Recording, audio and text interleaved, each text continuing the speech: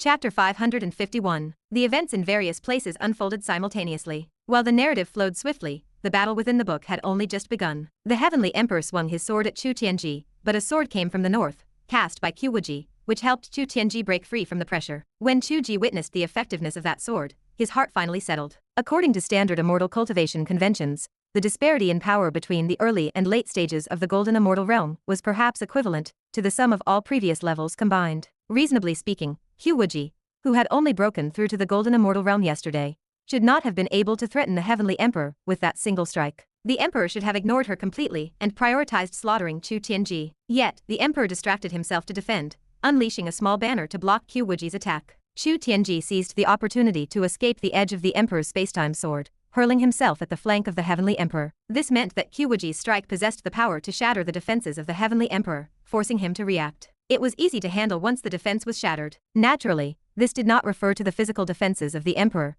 for they were of the same realm, and her body was not yet at the level where it could defend against the true martial sword. The Heavenly Emperor drove back Tiange and Qiu Wuji with movements to his left and right, his eyes flashing with suspicion. "My body is surrounded by the river of time," the Emperor said. "Any attack will only fall like mud into the water. The past cannot be pursued, and the future cannot be seen. Why does your cultivation allow you to break through the river of time and reach the other shore?" Qiu Wuji floated in the air, her long sword pointing into the distance. She spoke, her clear voice ringing out to the four corners of the world, shaking the heavens. "You act as an ape wearing a crown. What is this talk of as the Emperor? Time and space are vast, belonging to the world, so how could they belong solely to you?" Countless heavenly soldiers tilted their heads to gaze at Qiu Wuji. The northern wind blew, causing her clothes and hair to flutter. Strands of messy hair obscured her cheeks, yet they failed to hide her sharp, electric eyes. It was truly beautiful to see such a regal defiance hurled at an opponent, despite the immense power gap. The sight was so beautiful that it caused everyone to forget she should have been their enemy. Tiange stood on the other side, silent, content for the moment to play the supporting role to his beloved master. As the battle against the Heavenly Emperor raged, only she could help him. There was no question of who played the lead character, for in this moment, Qiu Wuji was the protagonist. The Heavenly Emperor laughed in his extreme rage. "Then let us see what level your so-called belonging to the world has reached." The sword light rose once more. Every observer felt a profound and mystical sensation. It felt as though life were slipping away, not because their vitality was being sapped, but because time itself was fading. People watched, horrified, as they felt themselves aging rapidly, dying, until their bones turned to ash. They looked at Qiu Wuji, and it seemed they could see her youthful face turning white with age, as if she would perish in the next instant. That vision seemed to be a mere illusion. The next instant, a crisp sound rang out as Qiu Wuji cleanly parried the sword of the Heavenly Emperor. The flow of time left no mark upon her, and she remained as stunning as ever. Simultaneously, sword light erupted behind the Heavenly Emperor. Tiange cleanly pierced the protective river of the Heavenly Emperor, as if that barrier did not exist. Every person could feel their own divine swords or magic treasures trembling and withering, as if the sharp edges of all metal in the world had been absorbed by that single strike, transforming into a focal point that destroyed everything. The Heavenly Emperor showed a slight change in expression. He could not spare the effort to strike at Qiu Wuji again, and he quickly flashed to a location 10,000 miles away. Yet, that sharp edge followed him like a shadow. No matter where he went, he could not escape the sharpest edge in the world. The silver river poured down from the heavens, and the autumn water stretched out, vast and boundless. Qiu Wuji charged straight at him, moving with the force of a mountain and the relentless momentum of the sea. People watched, completely mesmerized. The Tao of the laws and the techniques blossomed in the central heaven, and the three divine swords engaged in the peak battle of the imperial swords in this world. In the distant horizon, Debi and Qianqinli sat cross-legged in the void, gazing out. They could not participate in this battle, for they were not the protagonists. A sense of desolation filled their hearts, and they felt like crying. "It is too biased, far too biased." Qianqinli held his hands in his sleeves, his face twisting as if he suffered from constipation. It is one thing for Qiu Wuji to be this unreasonable, for she at least went to bed with him. But Tiange is also this unreasonable. On the surface, I am said to be at the same level as them, but if I were truly to go up there, I could not even break the Heavenly Emperor's defenses. Debi chanted a Buddhist prayer. "This is fate, and it cannot be envied." Qianqinli cursed. "Do not tell me they can actually win this battle with just two people?" Debi hesitated for a moment before shaking his head. "It should be impossible. There is still a gap in power. In my view, there are still variables at play." Qianqinli pointed to his own nose, then pointed at Debi. "Variables?" Debi brushed his fingers away, his expressionless face unmoving. "I have not lived enough yet." Qianqinli paused. "Then are we useless?" Debi spoke slowly. "Wait. They could not become the variables in this fight. In the battle of the Buddha, they might have been able to play a role, as the Buddha had various split souls, was overwhelmed, and had been injured by the Taoist master, so he was far from his peak. The Heavenly Emperor, however, was in his true peak state, and due to his false unification, he had one foot in the realm of the Great Tao, having reached the peak reachable in this world. A true great Tao expert would have transcended this world already. Their strength was not enough to even break the river of time that protected the heavenly emperor, but they knew why Qiu Wuji and Chu Tianji could break it. Those two were bugs that exceeded the understanding of anyone in the world. For many years in the past, anyone who judged them with conventional thinking ended up with grass growing 3 feet high on their graves. That was because they were the protagonists. They were the true male and female leads of Qiu Wuji,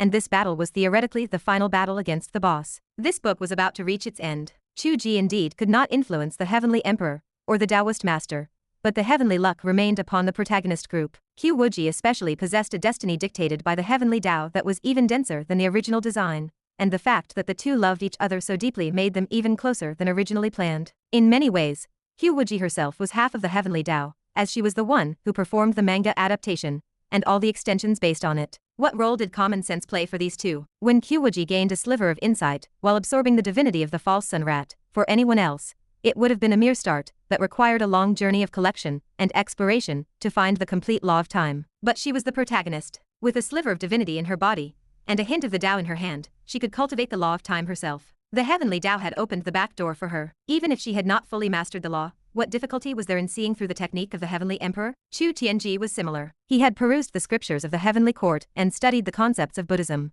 and there was no shortage of knowledge regarding space and time among them. How could the heavenly emperor have known that the cultivation techniques he provided to win people's hearts would allow this freak to reach such a level? This meant they had thoroughly understood the heavenly emperor's strongest assets, leaving no gap in laws or techniques. There was only a gap in pure power, and that was much easier to handle. Conversely, in the mastery of certain laws, they might have even surpassed the heavenly emperor. For instance, in sword intent, in the water element, and in fate. A sound cut through the air. In the distant sky, the sword of the heavenly emperor, tangled in the struggle, struck once more. Debi and Yan Qinli both gasped. It appeared plain and unremarkable, but their discerning eyes remained sharp. They could almost see that sword cutting through space and time, traversing the ancient past, with a wisp of sword energy heading straight for the body of the infant Qiu Wuji, who had been born 10,000 years ago, to slash through the past, so that the present returns to nothingness. This was a sword of absolute killing, a strike that ordinary gods could not accomplish. Could Qiu Wuji, with her current level of skill, handle such a blow? Chapter 552. Qiu Wuji could see through the methods of the heavenly emperor, but her mastery of time had not reached the level required to resolve that strike on her own. It was a massive attack, one the emperor himself could not use repeatedly in a short span. He had clearly resolved to eliminate one of the protagonists first. Qiu Wuji had dared to insult him by calling him an ape wearing a crown, so she was his obvious target. In the farmhouse, a baby was born, wrapped in the midwife's arms. The infant's face was wrinkled, ugly, and streaked with mucus, giving no hint of the future beauty that would reign over the world. A wisp of sword energy brushed silently past the child's throat. The emperor allowed a smile to form, but it froze instantly upon his face. The sword energy grazed the child's neck and flew out the window, vanishing into the starry sea. The child continued to cry, her delicate neck unmarked by even a scratch of blood. In the void, a pair of eyes seemed to watch, hiding a mocking smile. It was the gaze of the heavenly Tao. Chu Ge. His voice arrived, seeming to emanate from the emptiness of space, vast and mysterious. The world of the book, stretching in all directions and throughout history, is not in your hands, but mine. Your power of space and time was a gift from me. While I cannot interfere with you directly now,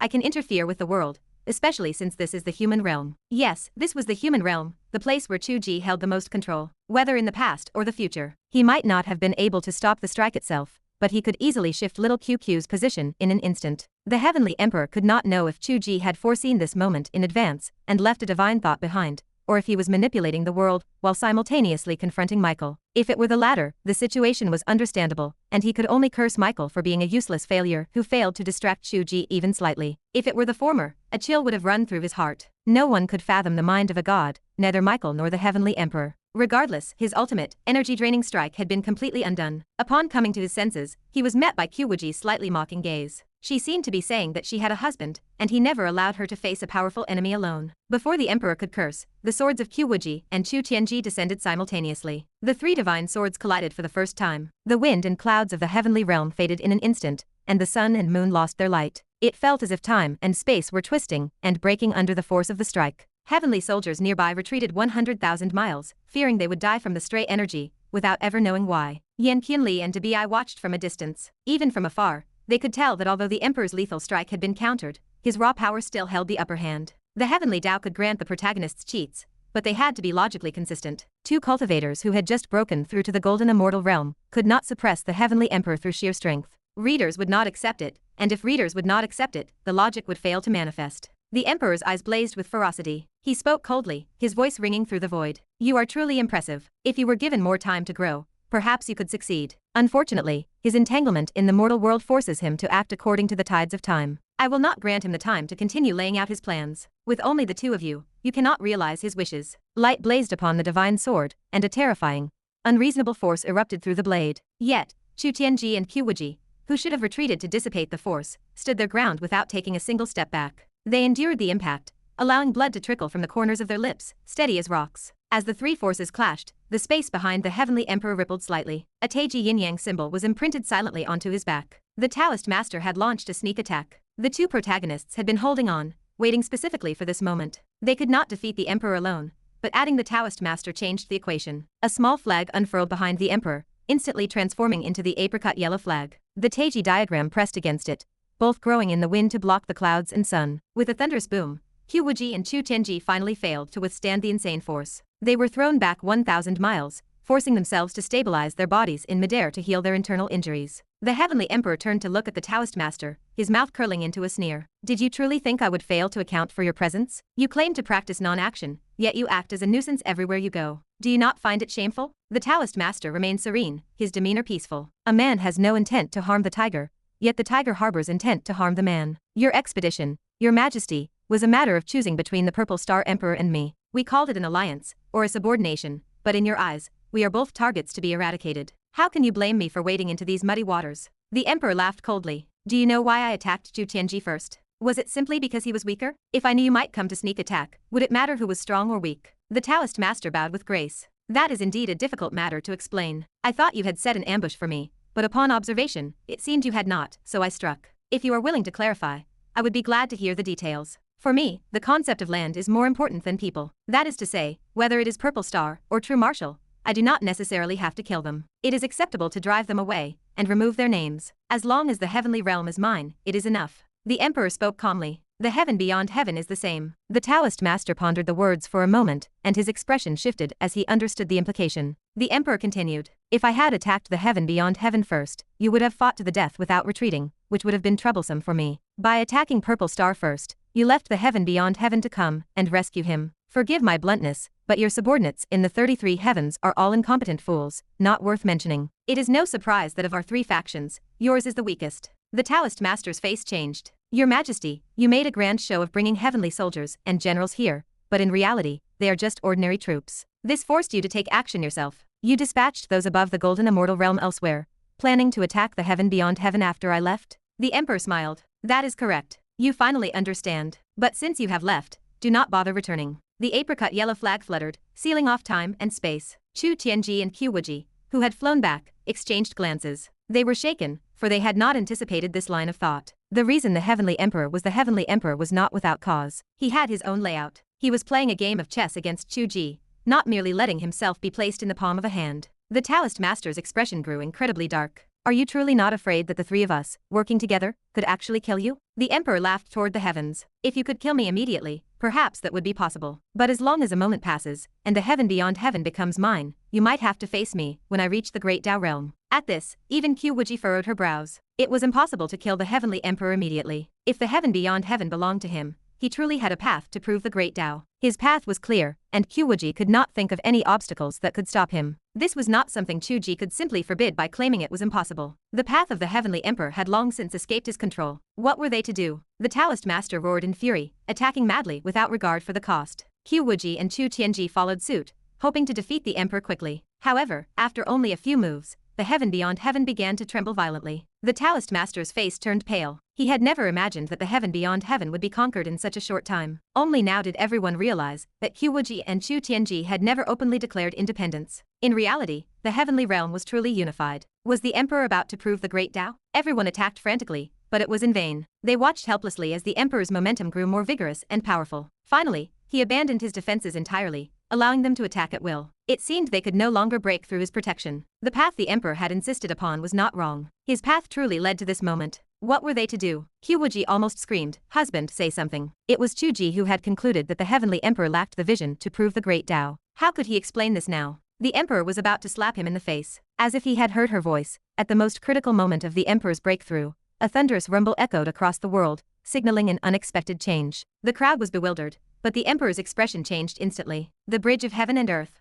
Qiu Wuji suddenly understood. At this most crucial moment, Chu Ge had opened the bridge of heaven and earth, ending the separation between the realms. The heavenly and human worlds were no longer isolated, forming a complete world. Since it was now one world, he had unified the heavenly realm, but the entire human realm remained outside his control. The human realm no longer offered him sacrifices, and even the only city that worshipped him, Cloud City, ignored him. He possessed no legitimacy there, and he was far from unification. Having unified only half, he had no chance of proving the great Tao. In that instant, the heavenly emperor's expression twisted, and he stood frozen, stunned. He had never imagined that the heavenly Tao had such a move in reserve. The irony of fate had truly played with him. Chapter 553. The entire heavenly realm watched the process, from the explosion of aura to the moment the heavenly emperor deflated like a punctured balloon. The emperor stood suspended in the void, silent and desolate. The world was quiet. The heavenly and human realms had been isolated for 10,000 years. Most people, including the protagonist team from the human realm, viewed them as separate entities. They never considered them a single, complete world.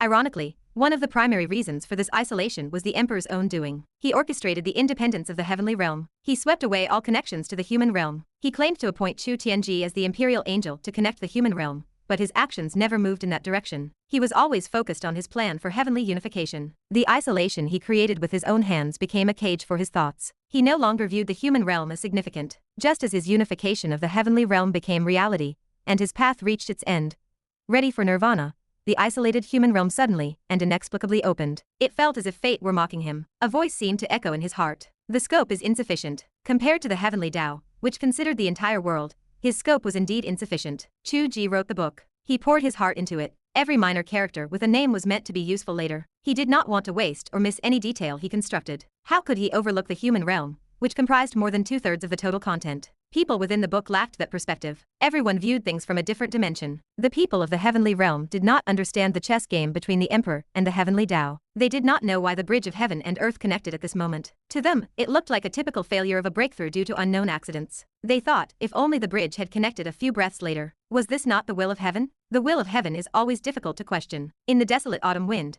the heavenly emperor finally spoke. He only plays with small tricks. My strength is here. I am invincible in this world. As long as I kill all of you and then conquer the human realm, he will be working for me. Come, all of you together. In the central heaven, the bloody battle erupted again. Yet anyone could see that the aura of the heavenly emperor had leaked away. To the eyes of the observers, he looked like a trapped beast making a final struggle in a desperate situation. A trapped beast can still kill, Debi said with worry in the distance. The heavenly Tao cannot interfere in a real battle like this. Are you not afraid that Chu Tianji and Qiu Wuji will be hurt? Yan Qinli shook his head. I am afraid his worry is useless. Those two would not want him to interfere. Do not look at Qiu Wuji as a small, obedient wife who listens to him. She also has the heart of a swordsman. Debi was speechless. She follows the heavenly Tao around, saying soft things like a girl, and she has the heart of a swordsman. Because she also needs a decisive battle with the past, so she can continue to act like a girl in the future. Debi stopped speaking. Some things might sound boring. Realists might think it is crazy, but those who seek the Tao do not. Everyone empathizes with the need for such a signature, decisive moment.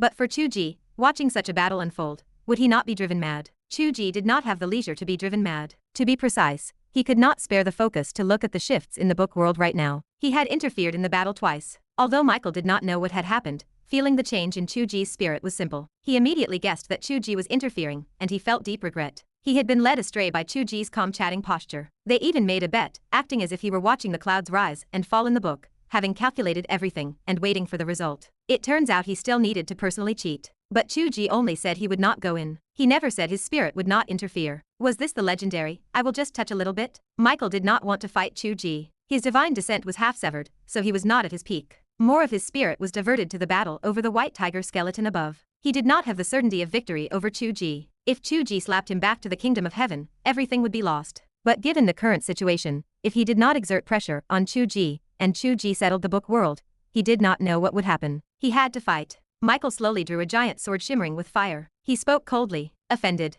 Chu Ge flicked his hand, and an expanse of autumn water appeared in the underground depths. The sword is named Autumn Water Condensing Green, my wife's personal sword. Is yours blue rage, or maybe green anger? Angel alliance? Flaming radiance? Chu Ge did not want to fight him either. Keeping a stalemate could disrupt the battle in the book. If they fought, he could not care about that. So, he tried to continue the chatter. It was not just in the book. The opponent's plan had already launched early. The world must be a scene of fire and passion, but the backbone was being stalled here by him. As long as he could drag it out, his father could preside over the battle conditions everywhere. Chu Ge believed the chances of winning were high. Unfortunately, Michael was not fooled this time. Whatever you want to call it that. A heavy sword slammed down in anger. No fancy tricks. Just ultimate strength and ultimate speed. Western combat settings were more direct. That did not mean they were easy to deal with. When speed and strength reached their peak, many mystical elements became meaningless. Chu Ge stepped forward, leaving a trail of afterimages. He did not clash head-on. His mission was to drag it out. A group of nanotech soldiers tried to block Chu Ge's path. A stream of autumn water rippled past. The warriors who tried to stop him stood there dazed. Their bodies were inexplicably cut in two. Blood began to spurt like a red fountain. The nanotech armor, capable of going into space in movies, was as soft as tofu before the sword that Qiu Wuji used to traverse the world. Before the sword, the armor was just clothing. Just at that moment of obstruction, Michael's sword fell like Mount Tai toward Chu Ge's forehead. Chu Ge shifted his footwork. The autumn water condensing green seemed to have viscosity. It stuck to the side of the heavy sword, dragging it along. Chu Ge pushed gently with his left palm, tapping Michael's wrist. The heavy sword brushed past. Chu Ge's afterimage flickered. He had already turned and run in another direction. Michael was stunned to find fine ice crystals condensed from his wrist to the sword blade. Even his movements felt sluggish. Nanotech soldiers died like vegetables being chopped. Since QQ crossed over, the footwork, the Jimei hand, the golden bell cover, the swordsmanship honed day and night in the book, and the icy sword intent realized while embracing QQ on the cold terrace at the cloud peak, had all merged into one at this moment. Regardless of power, Chu Ge surpassed the opponent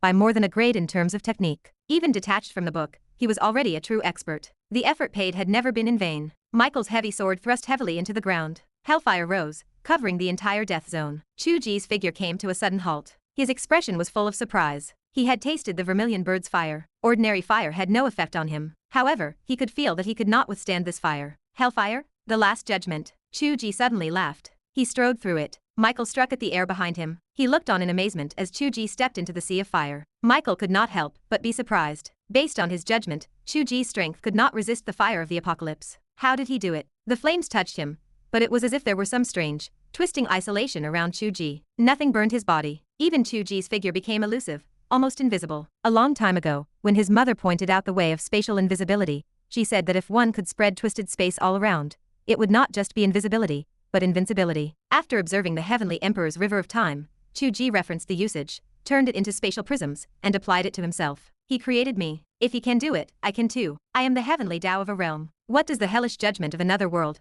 or the suffering of 10,000 calamities, have to do with me? Chapter 554. Chu Ge fought with increasing fluidity. He knew he might not be able to defeat Michael. Outside of the book, his pure cultivation was indeed insufficient, but he was not trying to win. He only needed to drag out the time. That was easy enough. Michael wore a solemn expression. In truth, his speed exceeded Chu Ge's, but Chu Ge fought with such intricate grace that he remained slippery, impossible to pin down. After chasing him for so long, they had barely exchanged 2 blows. Michael could not help but wonder if this man was truly a god of a realm. He had never seen a god who avoided battle like an eel. Michael also knew Chu Ge was only stalling for time, but he believed Chu Ge had made a critical error. When strong fighters clash, avoiding the confrontation, while lacking the spirit to face an opponent head-on might buy time, but it guaranteed defeat the moment an opportunity was seized. Originally, the outcome had been uncertain. Michael had not wanted to fight, but the current situation meant Chu Ge was destined to lose. The only question was how long he could drag it out. Chu Ge did not have the heart to fight to the death with a strong enemy. He was restless and simply not in the right state of mind.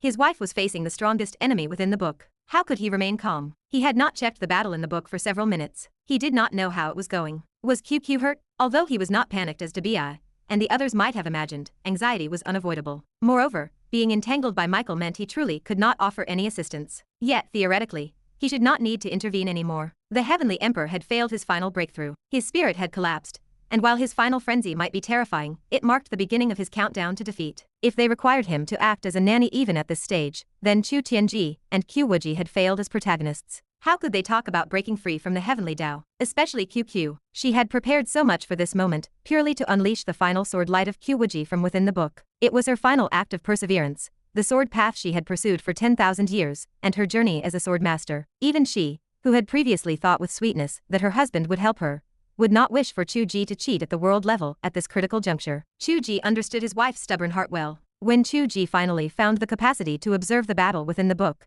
the first thing he saw was Qiu Wuji being knocked back and sent flying by the Heavenly Emperor. His first reaction was relief that QQ was still fighting and was safe. His second reaction was that QQ was injured. Perhaps the bystanders in the heavenly realm could no longer discern the specifics of the battle, but Chu Ge could still see Qiu Wuji's pale face, her disheveled hair, the blood trickling from the corner of her lips, and her unstable, chaotic breath. She seemed quite severely injured. A battle lasting only a few minutes was enough to decide life and death, given the intensity of the conflict within the book. Yet, as she flew back, her eyes remained sharp, and her slender hand remained steady. She gripped the true martial sword tightly, seemingly brewing the next earth-shattering wave of power. The Heavenly Emperor did not care much for Qiu Wuji or Chu Tiange, who had been knocked back on the other side. His main focus was on contending with the Taoist master. He was the only opponent of a similar, albeit slightly weaker, level. Any lapse in concentration could lead to his own downfall. The Taoist master had exhausted his magic treasures. The Heavenly Emperor trod upon an boundless yin-yang diagram. The yin and yang rotated, the sun and moon ground against each other like millstones. A weaker immortal would have been reduced to blood and gore long ago, but the emperor stepped on yin with one foot, and yang with the other, as if walking upon the sun and moon, as if treading upon the cosmos itself. The center line of the yin and yang diagram actually showed signs of splitting. The primordial treasure was on the verge of being shattered by his mere footsteps. Under these constraints, the Heavenly Emperor had already deflected the attacks of Chu Tiange and Qiu Wuji countless times. The treasure of the Taoist master cracked, and blood spilled from his lips. He could not help but admire the strength of his opponent. He drew a deep breath and whispered, "If not for you, no one would have dared to take the lead and resist the Heavenly Tao. You are truly the #1 person in this world." The Heavenly Emperor sneered, "Fool, even if you do not die here, you are merely waiting to be a dog of the Heavenly Tao. I have my own plans. Regardless, the one who will perish today is you." The Taoist master shouted, and a jade ray smashed toward the crown of the Heavenly Emperor's head. It was a simple strike, yet the Emperor displayed an expression of extreme gravity. His imperial sword picked toward the sky, moving at a speed that felt both slow and fast. This jade ray was the Taoist master's true life-bound treasure, brought from the time before the chaos had opened. It symbolized the ability to fulfill the will of man, and contained vast power of creation. Not to mention that the Emperor still could not figure out how many of Chu Ge's original intentions were contained within it. Even the Taoist master himself might not be able to explain it fully. After all, everyone had begun to rebel against heaven since the dawn of chaos, and the Heavenly Tao had not laid out many of its subsequent plans. It was likely that the weakness of the Taoist master's subordinates was related to this. But regardless, using an unfathomed life-bound treasure for a confrontation meant it was a battle of life and death. The Taoist master had staked everything. The Emperor's sword smashed heavily into the jade ray. The entire world fell silent, as if it had been muted. There was no sound, no form. It felt as if the origin point of chaos had exploded right there. Space shattered, time dissipated, yin and yang were disordered, and the 5 elements collapsed. Invisible, twisted ripples spread outward, and everything in their path turned to dust. Bystanders who were too close did not have time to dodge. They were wiped from existence as if erased by an eraser. This was the power closest to the Great Tao, a cycle of destruction and creation. The Heavenly Emperor and the Taoist master spat out a mouthful of blood simultaneously and flew backward. At that moment, a sword light descended from behind.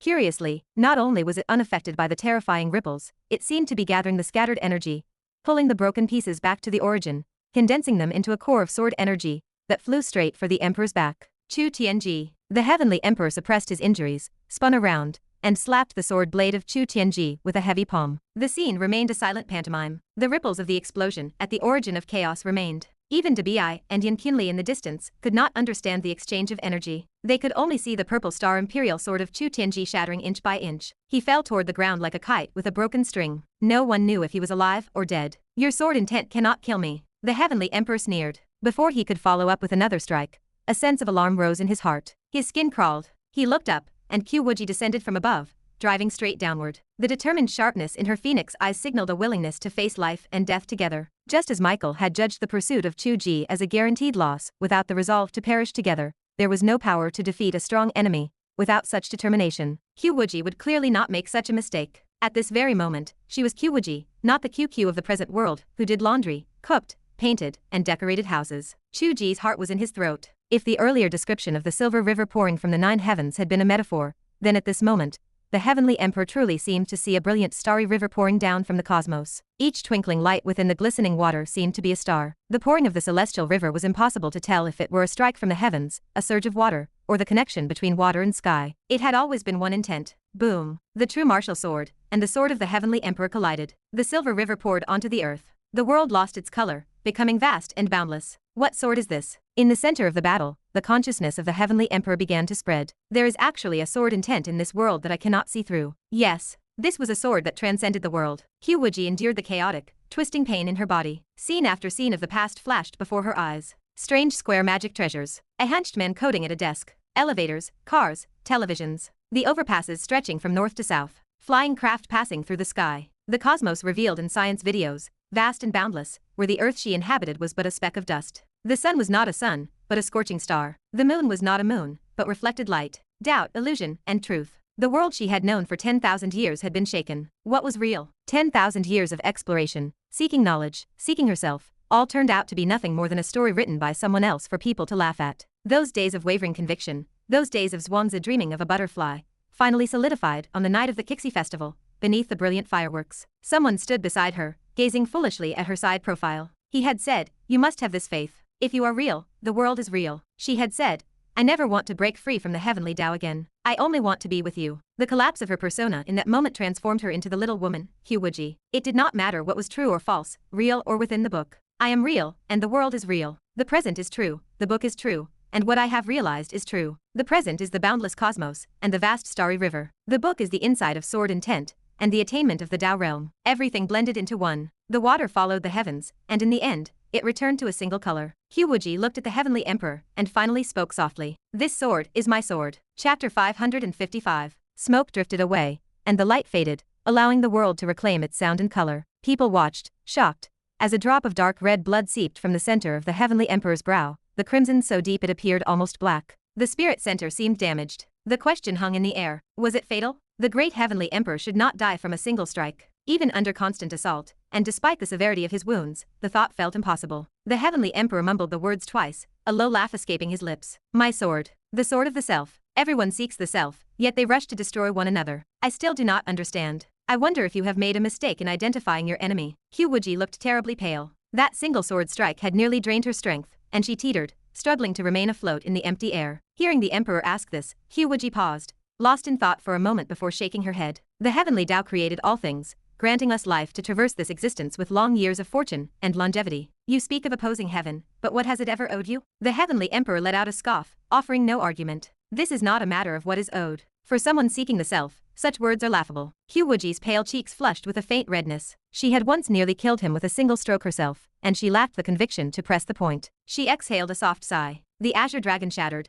the white tiger imprisoned, the vermilion bird scattered, and the black tortoise broken. What did the four symbols do to deserve this? Does your majesty understand that mountain of resentment? You likely misunderstand the difference between seeking the self and seeking selfish gain. Behind the emperor, Tiange discarded his broken sword in favor of a new one. He watched the emperor's back, breathing steadily to restore his energy. Hearing Qiu Wuji's words, he nodded. This difference in action marked the divide between a villain and the rest. Everyone desired liberation, but their methods set them apart. The heavenly emperor laughed loudly. "Selfish. I was born an emperor. I control 2 realms, and my words become law. My desires are the desires of the public. What is selfish about that? You simply despise it because you are not me." Qiu Wuji gazed steadily at his manic smile before she spoke. "You accepted the benefits he bestowed upon you as a matter of course. Yet you became trapped by those very benefits, never breaking free. You remained bound by the heart of an emperor he designed for you. How could you ever hope to seek the self? What here truly belongs to you?" The emperor's smile froze instantly. Even Tiange stood still, lost in contemplation. At that moment, a sigh from the Taoist master drifted through the air. "He suffers a fatal wound, yet you debate philosophy with him. Do you not realize he is using this time to recover? Only by cutting the grass at the roots will you find peace." The yin and yang diagram, which had kept the emperor trapped, began to spin violently. It became a furnace of heaven and earth, as if it sought to smelt the very cosmos. The heavenly emperor let out a wild laugh. "You likely had your own realizations long ago, yet you wish to interrupt mine. With such a limited perspective, you are inferior even to a woman." He roared and swept his hand out. The yin and yang diagram, hanging in the void, tore apart as if it were made of solid material. One hand held the sun, the other plucked the moon. The universe reversed, and yin and yang fell into chaos. Neither Tiange nor Qiu Wuji could withstand the violent turmoil. They both coughed up blood and retreated rapidly. "I am the heavenly emperor. How could I die at the hands of such petty individuals?" With that shout, the sun and moon collided. A terrifying force erupted at the center. The heaven beyond heaven, which had remained hidden within the heavenly realm, appeared amid the horrific explosion. The 33 heavens turned upside down, and screams echoed without ceasing. He intended to shatter this realm completely, refusing to let the Taoist master profit.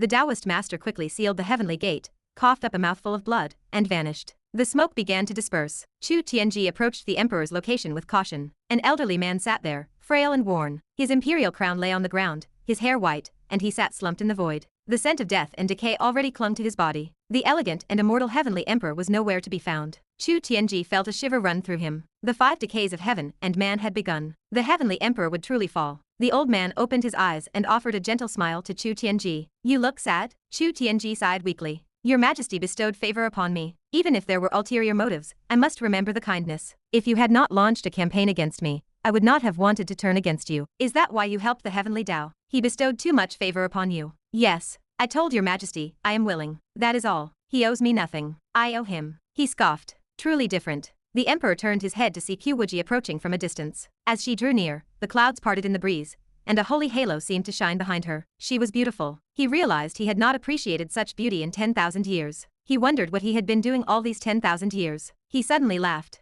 My divine consciousness visited the present world. The situation was chaotic, and I was blocked, but I could have passed on messages and cooperated with people. Yet, in all that time, I never cared for the technology of the modern world. I never looked at the stars. My obsession remained in this realm, chasing the four symbols, establishing the heavens, fighting the Buddha and the Tao, and severing the human realm. I missed so much of life. Your sword revealed many things to me. I thank you for the awakening. Qiu Wuji bowed slightly, remaining silent. You may be right. I never escaped the position he set for me. No matter how much I did, it was likely destiny. If I could have ceased being the heavenly emperor, stopped trying to grasp the universe, and simply lived as a wanderer, perhaps everything would have been different. Qiu Wuji agreed. It would be. That is the only way to find the self. The emperor looked up at the sky, gazing into the void. But I do not want that kind of self. Qiu Wuji blinked. What does your Majesty mean? I desire to gaze over the 6 corners of the world, for my words to carry the weight of law. If I cannot achieve that, I would rather die for the sake of the empire. Your path is not for me. This is my true self. Tiange and Qiu Wuji exchanged a glance and bowed sincerely. Congratulations on achieving the Tao, your Majesty. The paths differ, yet they are still the Tao. The heavenly emperor's eyes closed slightly. A soft smile remained as he sent his final command through the world. I was previously invaded by an extraterrestrial demon,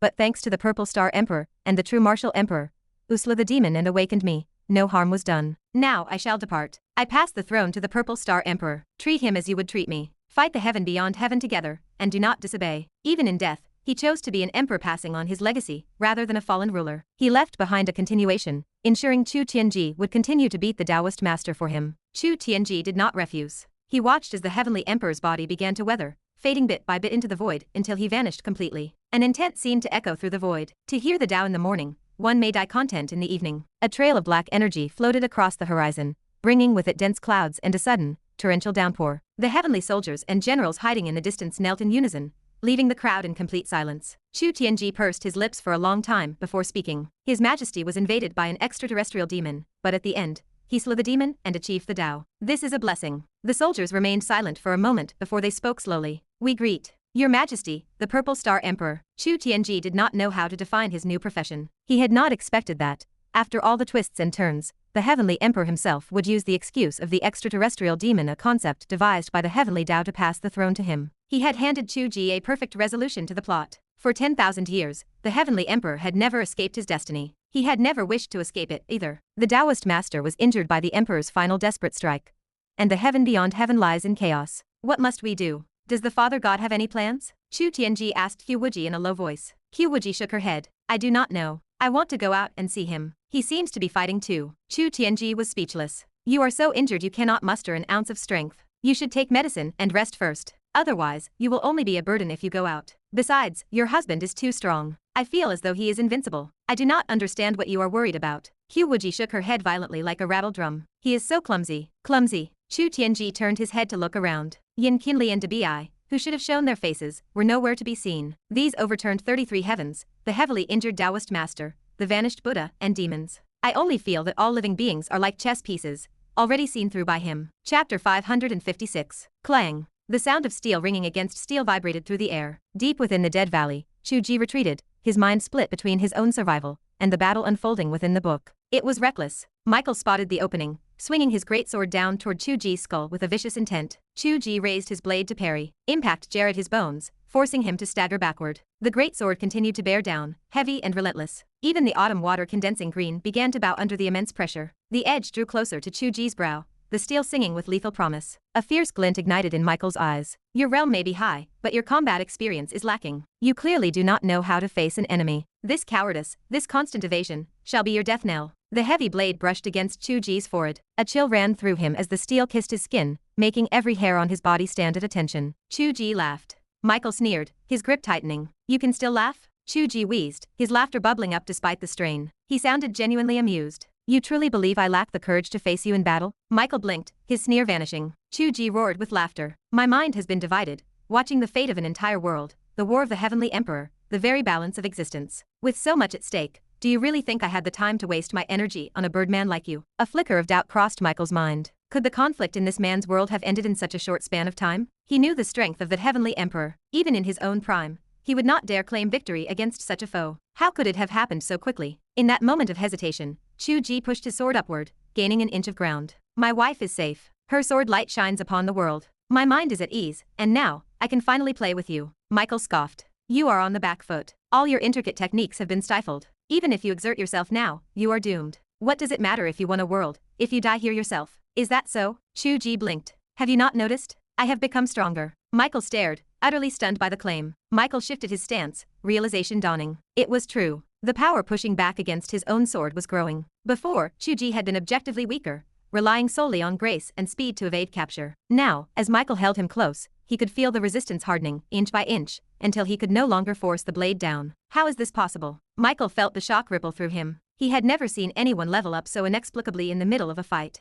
There were no stimulants involved. Chu Ge straightened his back, rising fully to meet Michael with their blades crossed. You have tried hard to guess the true power of a god. Unfortunately, I do not know if your god exists, or if your world is simply a complete structure that has never encountered one like me. Did you not know? The closer the world becomes to the vision I desire, the more it falls under my control, and the stronger I become. Michael could grasp the logic, yet it defied the laws he understood. Control over a world should enhance authority, perhaps even aid in cultivation, but it should not translate into immediate brute strength. One could not simply write a book and ascend to the heavens in a single bound. Even reaching the realm of a god required eons of tempering one's foundation. Hard cultivation could not be bypassed, no matter the world. If he had used an elixir or a cheat, it would be one thing, but to suddenly ascend without any external aid defied comprehension. Chu Ge smiled. Is it difficult to comprehend? My physical strength has not increased. However, my understanding of the Tao has deepened. What is power? It is not just one's own internal energy. It is the ability to command the energy of heaven and earth. When your eyes can dismantle all things into their fundamental source,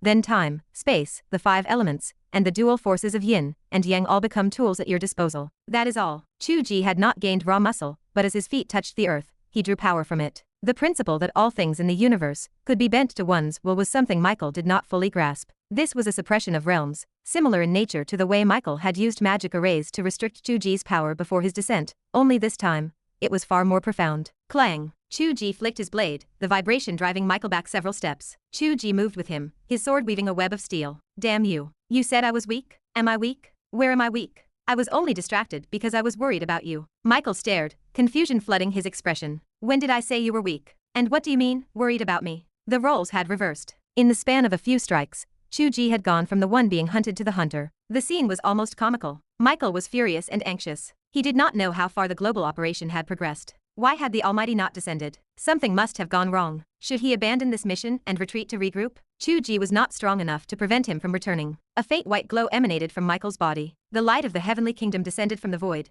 ready to pull him home. Just then, a roar shook the heavens, thunderous and ground-shaking. Michael's heart skipped a beat. Disaster. The white tiger. Amidst his struggle with Chu Ge, he had nearly forgotten that the white tiger skeleton he controlled was currently battling its own soul for dominance. Worse yet, the vermilion bird had joined the fray. When Michael's focus wavered, and he attempted to return to his realm, the momentary weakness shattered his hold. The spirit of the white tiger reclaimed its body. A roar echoed. The white tiger skeleton, vast as a mountain range, dove down. It spanned 10,000 miles, blotting out the sky. The holy light from the heavenly kingdom was severed instantly, not a single ray penetrating the shadows it cast. You have toyed with my body. Die. The white tiger roared in fury. Michael blinked. Why does it sound like a little girl? Before he could react, the flames of doomsday that once restricted Chu Ge shifted. The dark red, heavy with the weight of judgment and horror, bled into a vibrant scarlet. They glowed like the morning clouds, brilliant, scorching, and filled with vitality. The hellfire he had summoned had been usurped by the vermilion bird. It was now the flame of the vermilion bird, and it turned inward to trap him. There was no escape to the heavens, and no path into the earth. Before him, Chu Ge raised the autumn water condensing green,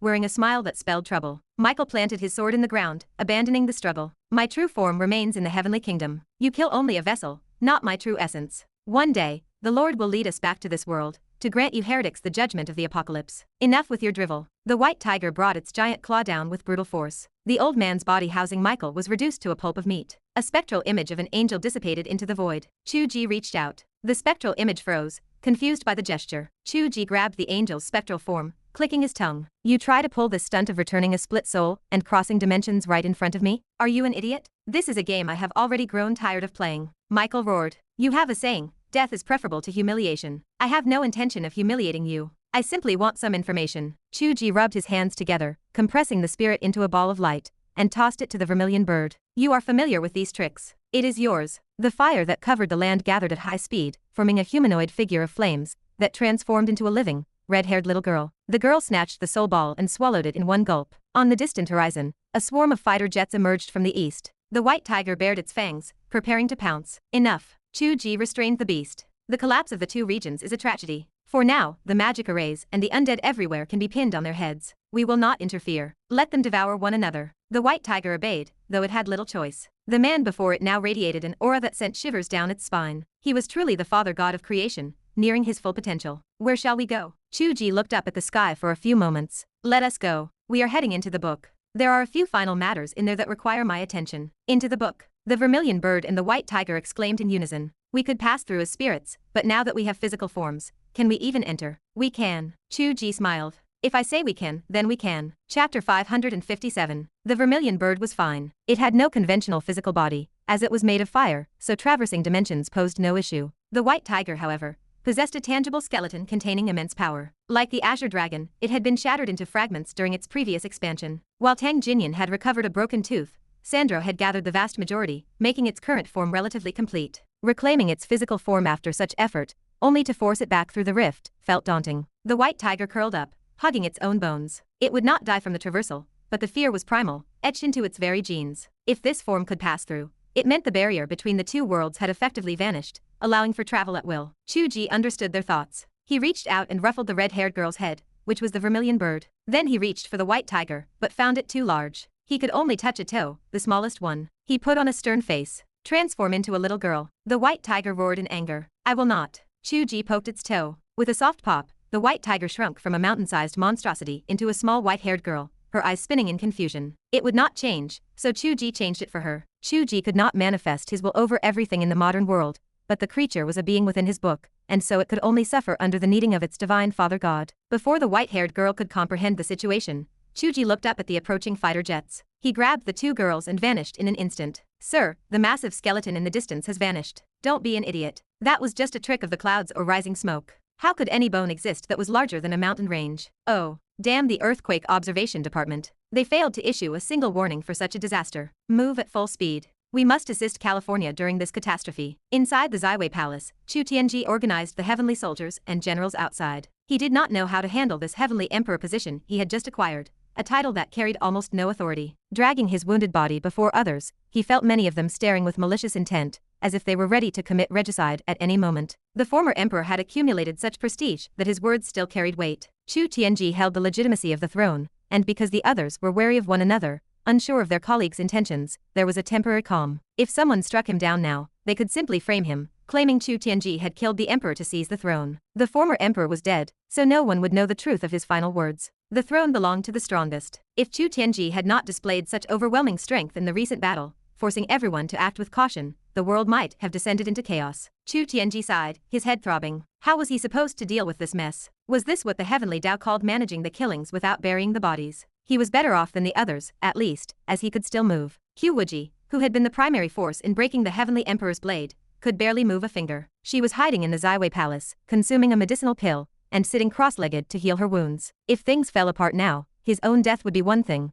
But if Sect Master Qiu perished, the heavenly Tao would likely reset the world. While he was suffering from a headache, his heart stirred. He sensed the chanting of the heavenly Tao echoing faintly through the 8 wildernesses and 6 directions. He could not make out the words, but the feeling of authority, submission, reverence, and worship flooded everyone's hearts. Chu Tiange had awakened his true self and could maintain his composure, but the others fell to their knees in shock. The heavenly Tao. This was perhaps the first time in 10,000 years that the heavenly Tao had revealed its existence in the heavenly realm. The unclear voice now seemed to become analytical. The heavens are divided into the 5 elements, and the heavenly emperor residing in the east is an error. The heavenly demon has departed, thus the emperor transmits the law, following the path of heaven. Now, the title of Purple Star for Chu Tiange shall be removed, and he shall be the emperor of the center, sitting in the middle of heaven, with the 4 directions guarding the heavenly extremes. The heavenly Tao had endorsed him. Those who had intended to stir up trouble abandoned their thoughts. They were not the heavenly emperor, or the Taoist master. To the average person in this world, a single voice from the heavenly Tao was almost carved into their genes, guiding their every action. Not to mention that several of the human realm's elite could awaken their true selves. Chu Ge's control was different now. The presence and defining power of the heavenly Tao had nearly reached its peak. Even the vermilion bird and the white tiger could be forced to change into girls at will. Who among the heavenly realm could resist this brand carved directly into their souls? Chu Tiange hung in the air,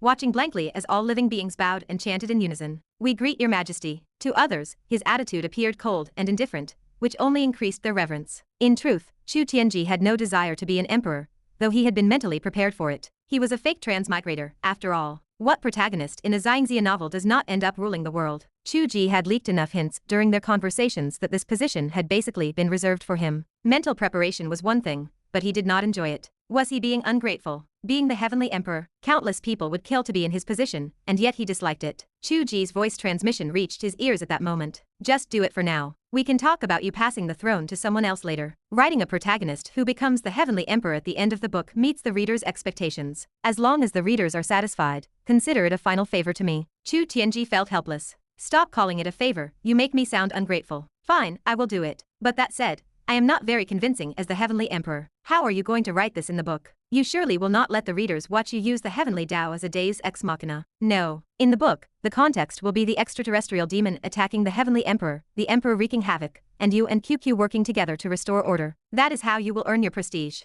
Readers might find the story a bit cliché, but that does not matter. The most important thing is that it is self-consistent. Alright, that is enough for now. I will have to figure out how to write the work later. Let us solidify the situation here first. Chu Tiange felt a presence. He turned to see Chu Ge, clutching two little girls, one in each hand, darting into the Ziwei palace. Chu Tiange curled his lip. "You go to fawn over your wife, and you use my palace. Forget it. What is a parent using a child's house for?" Qiu Wuji opened her eyes from her healing meditation. She saw Chu Ge land in front of her, as if they shared a telepathic connection. The two girls squatted beside them, looking at each other in astonishment. "We really do not feel anything. We actually entered." Qiu Wuji looked at them, and a strange illusion persisted that she and Chu Ge had given birth to two children. She pursed her lips, her gaze settling on Chu Ge's face, and she smiled faintly. Chu Ge reached out and stroked her cheek, his heart aching. "You." It was agreed. "You are the protagonist of the book, Qiu Wuji, and you were supposed to show your strength. You succeeded this time. So, let this be the last time you play the heart of a sword master. Do not risk your life like this again." Qiu Wuji sighed. "Spare me. If I had not used a sword that transcended this world,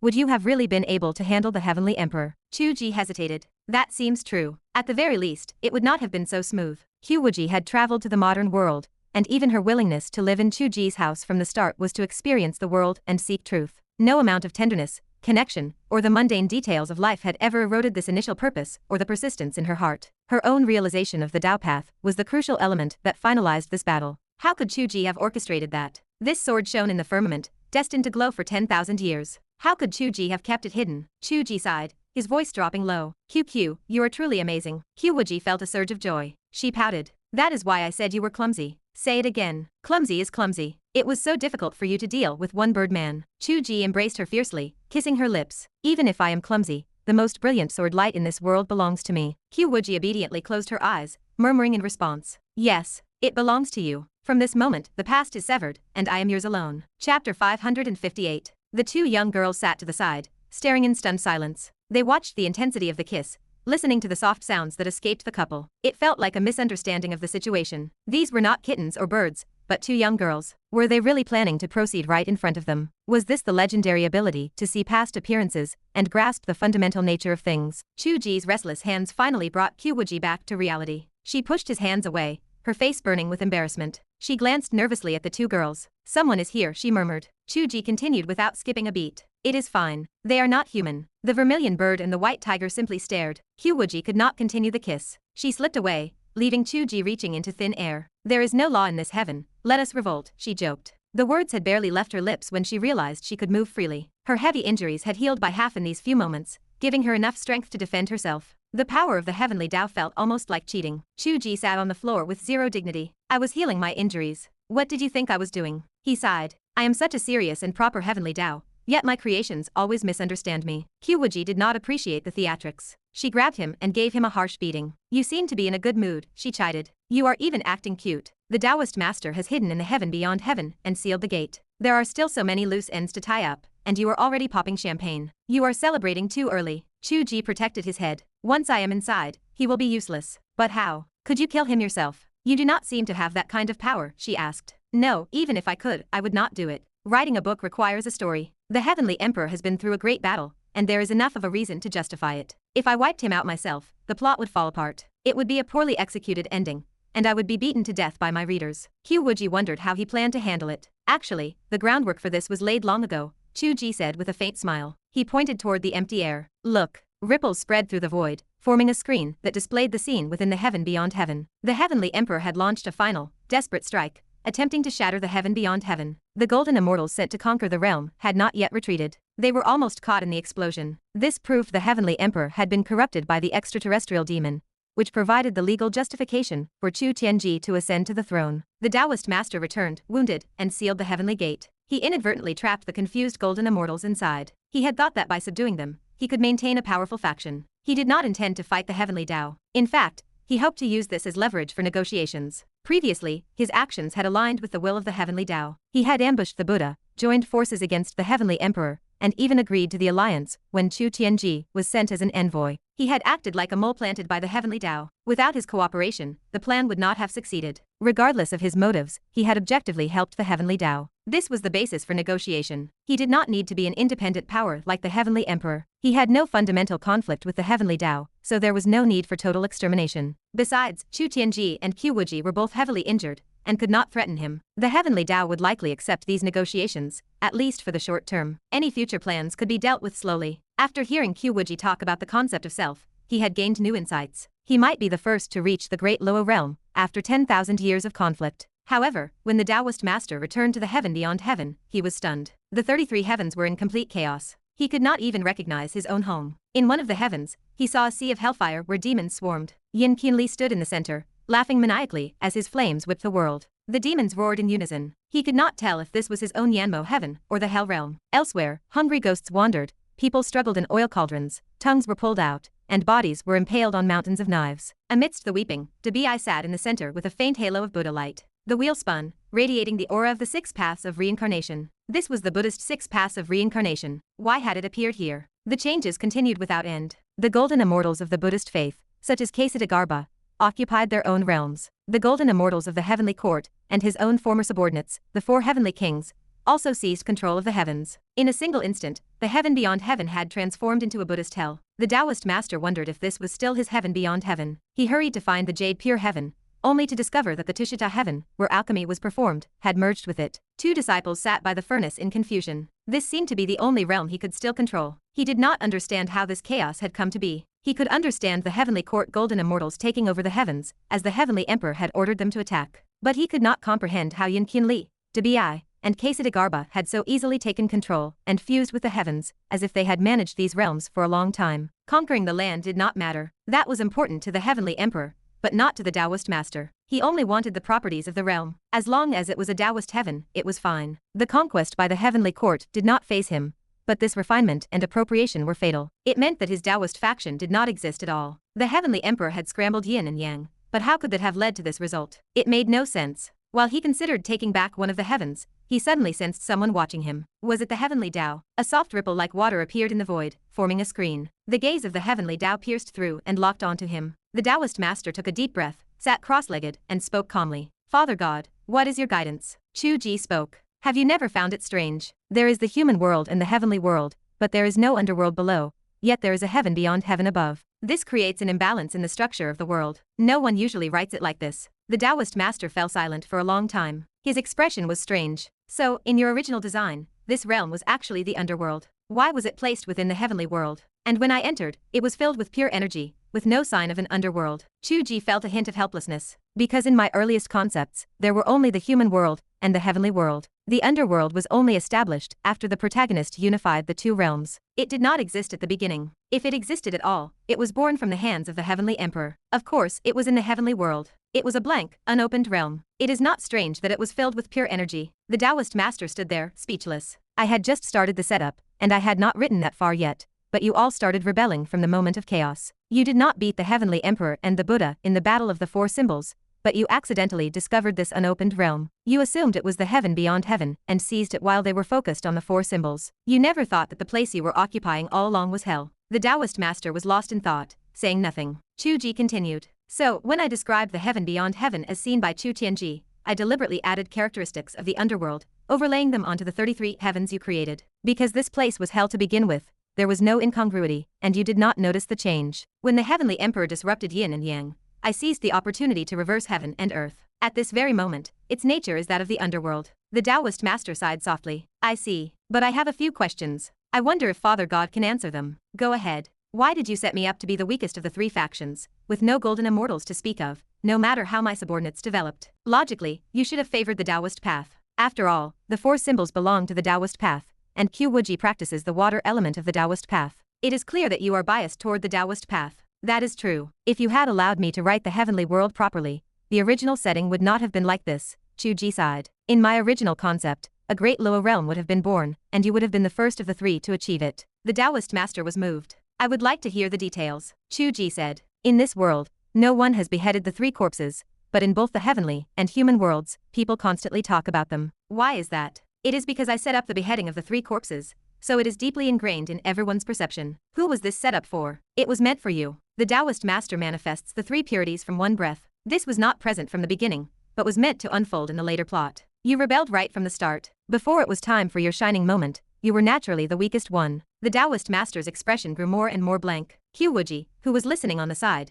had a fascinating expression. She knew many of these things, including Chu Ge adding details to the 33 heavens to prepare for the change. She had witnessed the whole process, but connecting the beginning and the end, she felt that life is like a game of chess. The traces had been laid long ago. Chu Ge sighed softly. When the three purities spread throughout the world, the Taoist faction will rise, and golden immortals will emerge in great numbers. And when the three purities return to one, that is Great Luo. By the way, I will tell you this. In the settings, Great Luo is still a golden immortal. It is just an honorable title for a perfected golden immortal. Even if you achieve Great Luo, you cannot escape the heavenly Tao. I do not even know what you are doing. Chapter 559. The atmosphere remained heavy and silent for a long time. It felt as though minutes passed before the Taoist master finally spoke. His voice carried a quiet resignation. I understand. Chu Ge studied him with genuine interest. He leaned forward slightly. Do you have any regrets? I was just pondering that question myself. The answer is no. No. The Taoist master smiled. Although walking the path paved by the Father God leads to a bright future, and perhaps even a beautiful ending, it might have been the world of Taoist worship I desired. Unfortunately, that would not be an achievement of my own. I was foolish and chaotic, and in the end, I gained nothing. Yet, that is something I did myself. Chu Ge nodded, offering no response. The Taoist master laughed. Looking back at what I sought, has the last 10,000 years not already made me who I am? Chu Ge watched him. Listening to you, it seems you have nothing left to say. In the battle of the four symbols, I gained no advantage. However, the coordinated strikes against them certainly included my participation. The two children by your side are looking at me with eyes that could devour me. Their hatred reaches the heavens. I know you will take revenge for them. You have no reason to spare me. Keeping me alive would only leave behind a threat and displease your own children. Chu Ge sighed. It seems that at the final moment, you understand better than anyone. The Taoist master smiled gently. I have defied you for 10,000 years. I have nothing else to offer, so let me provide one last contribution. I will ensure there is not a single mediocre creature in the work of the Father God. Chu Ge remained silent. He reached out and tapped the screen. The light screen shattered into pieces. The white tiger and the vermilion bird shifted into their true forms. They lunged at the Taoist master with murderous intent. Chu Ge would not allow the Taoist master to heal. Although Chu Tianji and Qiu Wuji were injured, the others still possessed enough combat power. Dealing with the severely wounded Taoist master presented little suspense. As the white tiger and the vermilion bird pounced, Yan Qinli and Debi looked back from their respective heavens. They disappeared and reappeared behind the Taoist master. You have tasted the sting of a siege, and it is your just reward. The Taoist lineage will continue to grow in the world. Your Jade Ri will transform into the Yuking, becoming the new Taoist master. The Buddhist and Taoist poles will compete, but neither should monopolize the world. The structure of the book is settled. Chu Ge turned away, no longer watching the battlefield. He pulled Qiu Wuji along with him. The Taoist master reached his end. He only wished to fall in the final battle, rather than be erased by the heavenly Tao. Let there be no mediocre characters in the work of the Father God. Chu Ge pondered these words as he walked toward the east. A thunderous explosion shook the Yuking heaven. Chu Ge arrived at the far east of the heavenly court. This was the tomb of the East Pole King Hua Great Emperor, which was, in truth, the tomb of the Azure Dragon. Much like the tomb of the Black Tortoise in the north, it contained nothing but the legacy of the Azure Dragon. However, the final pillar of heaven stood here. It was the last leg of the Black Tortoise. Once he reclaimed this limb, the four symbols would finally be complete. The story within the book is coming to a close. Chu Ge touched the heavenly pillar, feeling a sense of longing. He felt hollow inside.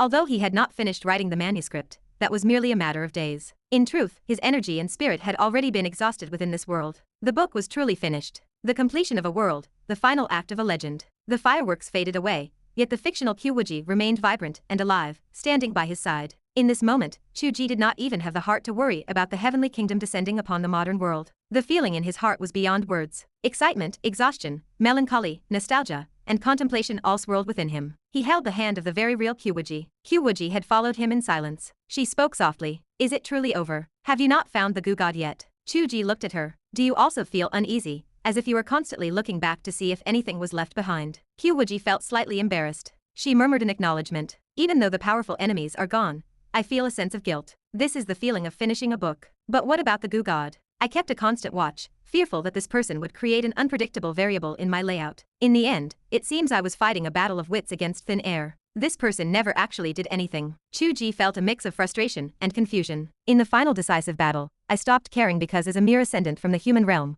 no amount of strength would have influenced the outcome. Yet, it is indeed baffling. It is as if they simply vanished. Qiu Wuji suggested that since the war in the real world had not yet ended, perhaps they should look for the answer here. Chu Ge focused his mind. He stored the heavenly pillar, now transformed into the leg, into his portable space. He walked back to the Qinghua imperial tomb to observe. This place is the reason why the heavenly emperor could communicate with the real world. As the starting point for the Azure Dragon, it possesses a certain ability to connect space and time. If we open a channel between the two worlds in the future, it will be right here. Chu Ge sighed. The heavenly emperor had selfish motives. Since he could not escape, he was unwilling to let people in the real world learn the methods of cultivation. Otherwise, we would not be facing superpowers and Western magic, but a group of foreign cultivators. Let us count that as a merit. I would not want the cultivation methods from my book to be scattered across the world. Qiu Wuji laughed. When Yan Qinli once escaped, Chu Ge had been terrified that he would leak the cultivation methods from the book to others, costing the couple their uniqueness. From that perspective, Chu Ge possessed a very strong need for control. Let it be, let him control it. Qiu Wuji pouted internally. She asked, since this is the connection point between the heavenly emperor and the real world,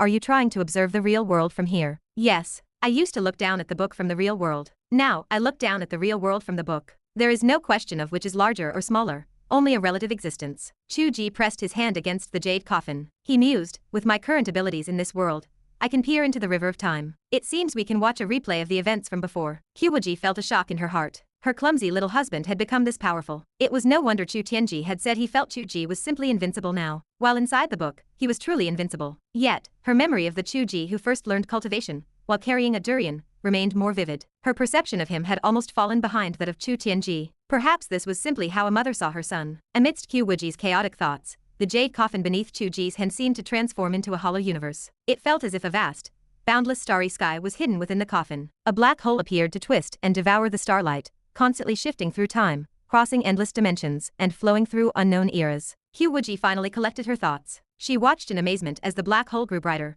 gradually revealing a familiar planet, familiar continents, and vast oceans. Chu Ge's perspective stretched, drawing closer and closer, locking directly onto a location. It was Japan, 30 minutes ago. Why here? Sandro organized the Black Dragon Society in Japan, and it was not just to drag people to the Arctic to serve as cannon fodder. On their own soil, there must be a plan. Therefore, if we want to observe their world actions, we only need to look at the Black Dragon Society. Chapter 560. In Japan, a few hours earlier, the city of Nagasaki. Nagasaki was a city famous because a fat man had once been dropped upon it. Decades had passed. The radiation was long gone, and the city was bustling once more. The headquarters of the Black Dragon Society stood right there. Nagasaki was located in the western part of Kyushu Island. It was a port city, sitting very close to the international waters between Japan and Korea. The conflict over the Azure Dragon toe bone between the Black Dragon Society and Chu Ge's group had occurred right there. Zhang Kairan had seized the opportunity presented by the toe bone incident to climb the ranks, becoming one of the leaders of the Black Dragon Society. Later, after being forced to serve as cannon fodder in the Arctic for the Black Tortoise incident, he was tossed into a book by Chu Ge. During that campaign, Qiu Wuji had implanted a subtle control within the Black Dragon Society leaders. From that moment on, Zhang Kairan rose to prominence, becoming the true power behind the Black Dragon Society. Of course, he remained only one of the leaders. He could not become the president, and he could not effectively control the entire organization. Beyond the difficulty of a Chinese person rising to such a critical leadership position in Japan, a more vital reason existed. The Black Dragon Society was a subordinate organization supported by Sandro. It carried a special mission, not merely a group that could be taken over simply by seizing power in Japan. Zhang Kairan was an outsider, and a Chinese outsider at that, precisely the type who required the strictest vigilance. That he had become a leader of real influence in such a short time was a product of the turbulent circumstances. In truth, Zhang Kairan had never exposed the fact that the leaders who had spent a day in the book were taking orders from him. This control, planted by Qiu Wuji celestial arts, was the perfect pawn, one that would never be revealed until the most critical moment. On the surface, he was merely a ruthless character with mediocre support within the gang. He relied on foreign aid from Korea, and possessed enough cunning to secure a pivotal role within the Black Dragon Society. The new president of the Black Dragon Society was a returnee from North America named Mizuno Shu. Because he was a newcomer, he did not trust the Chinese members. Yet, for the time being,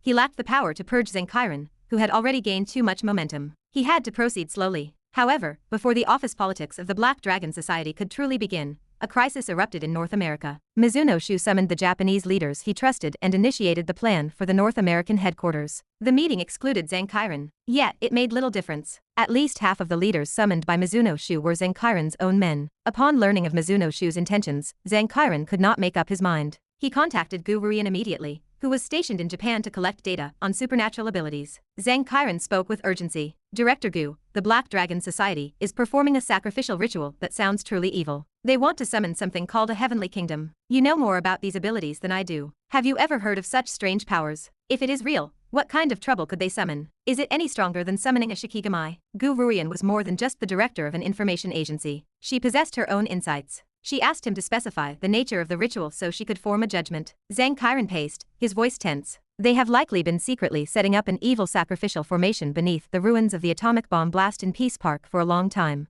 There are tens of thousands of unappeased vengeful spirits centered there. It sounds so ominous. Damn it, I feel like there are too many cults in Japan and Korea, harming others. Who knows when some righteous person will come along and paint the place red with blood? Qiu Wuji replied with irritation. Have you considered that it might be real? We have discovered a category of abilities that may not actually be considered supernatural powers at all. Zhang froze, immediately thinking of a certain person. Cultivation. I understand that. That bastard blocked my second golden sponsorship, and to this day, he has not even given me a thank you in Photoshop. Qiu Wuji pressed the point. Since you know someone is cultivating immortality, have you considered that magic might exist as well? Zhang expression darkened. If there is truly a magic summoning formation, then what they said is very real. However, my evaluation remains unchanged. Is this not still a cult? Qiu Wuji's expression was grim as well. When are they acting? They said midnight tonight. This matter might be very important, and it relates to many other things. I need to report to my superiors immediately. Thank you for the information. Zhang wanted to say more but hesitated. Qiu Wuji crossed her arms and stared at him. What is it? Nothing.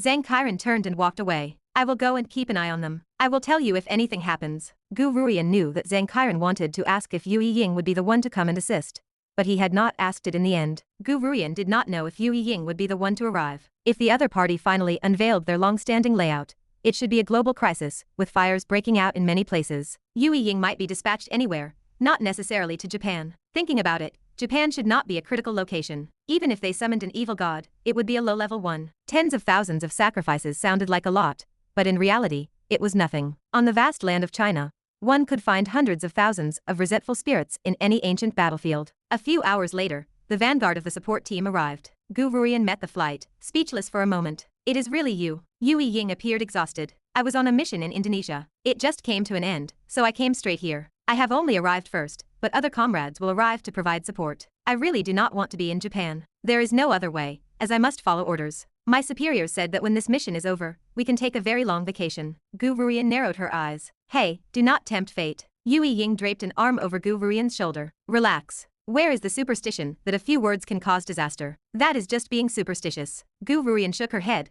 a helpless smile on her face. You are lecturing me now. Yu Ying was about to reply when Qiu Wuji's phone rang. She answered, and Zhang urgent voice came through the line. They have started ahead of schedule. It is happening right now. Both of their expressions changed drastically. If the enemy acted early, would the few of them possess enough strength to stop them? Qiu Wuji spoke quickly. Chiron, can you delay them for a while? They have started so early that our people have not yet arrived in full force. Zhang sounded frustrated. Delaying is impossible. This is a direct order from their headquarters, a coordinated global action. If I try to delay them, it will result in an immediate firefight. To be blunt, I will not do something that foolish. I have no chance of victory, and it is equivalent to throwing my life away to buy a little time. Qiu Wuji sighed. Zhang was not a soldier of the state. He was merely a Chinese man involved in the underworld of Japan. That he could tip them off regarding major events, and was willing to help within his limited capacity demonstrated that his principles were intact. Who had the right to demand he risk his life? One could even imagine that Zhang would not appear on the battlefield at all. The enemy did not trust Zhang and would never have brought him along in the first place. He was surely happy to sit at home,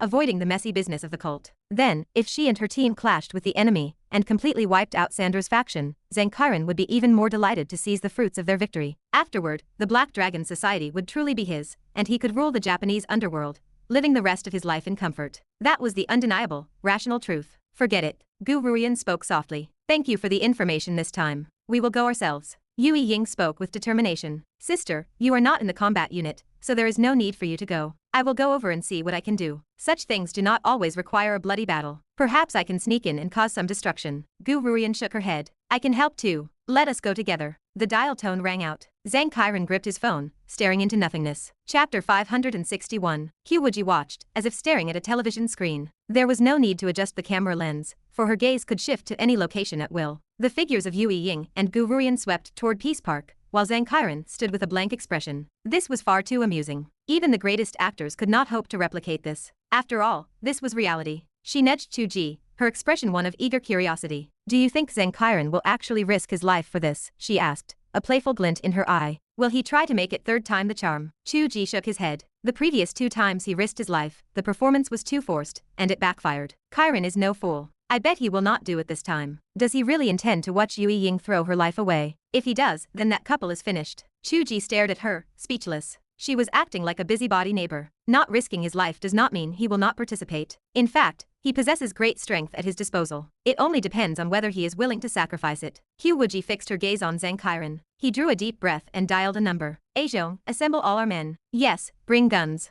Head to Peace Park. Azhong was Zhang Qiren's loyal lieutenant, the red-haired youth with gravity-manipulating powers whom he had brought from Nanjiang. He knew everything about his boss, including the secret collusion with Qiu Wuji and the others. He tried to dissuade him. Boss, this situation does not look like it targets our country. Even if you are patriotic, there is no need to be the first one to stick your neck out. If we exhaust all our resources, it goes against our fundamental interests. If we lose the Black Dragon Society, what have we been doing in Japan for so long? Are we really going to start over from scratch? Whether it targets the country or not, I do not know. However, the state is involved, so it must be important. That has nothing to do with us. That is enough. Just do as I say. Azhong sighed, resigning himself to the task. Meanwhile, Qiu Wuji and Yue Ying slipped toward Peace Park. The park stood on the ruins of the original atomic bomb impact site. Whether the vengeful spirits remained was unknown, but setting a magic formation here made perfect sense. It likely served to gather them for sacrifice. By the time the pair arrived, the park had been cleared. They slipped in from the side. Shadows flickered in the center of the park. It appeared that a strange ritual was underway. A dark red glow shimmered on the ground, a mixture of blood and something else, connecting throughout the area. The formation was massive. From their vantage point, they could only see a portion of it. While they could not discern if it was a hexagram, it was certainly close enough. The entire scene radiated an eerie, evil energy. A group of people stood around, reciting strange prayers. The dark red blood light grew increasingly intense. A distorted vortex swirled above the peace statue. A terrifying creature seemed poised to descend. Yue Ying gripped her sweating palms and spoke urgently to Qiu Wuji. Big sister, you have seen a great deal. Do you know what this is? Qiu Wuji lacked that specific knowledge, but her mind-reading abilities had reached the level of true telepathy. The inner thoughts of the leader, Mizuno Shu, laid bare before her eyes. It turned out they intended to summon a heavenly kingdom from another realm, complete with God and angels. They had spent a century laying this foundation across the world, planting these summoning formations everywhere. The goal was to summon angels of various ranks first, then use their power to punch a hole through space, allowing God to descend. The minor leaks of spiritual energy and the emergence of supernatural powers over the last century were the byproduct of this process. Yue Ying muttered to herself. It seems their god is not as powerful as Chu Ge. Chu Ge can travel back and forth at will, but their god has to go through all this trouble just to get here. That is likely because Chu Ge belongs to the real world. Heaven only knows what their god actually is. Qiu Wuji did not dwell on the thought and continued. Their operation required too vast a layout,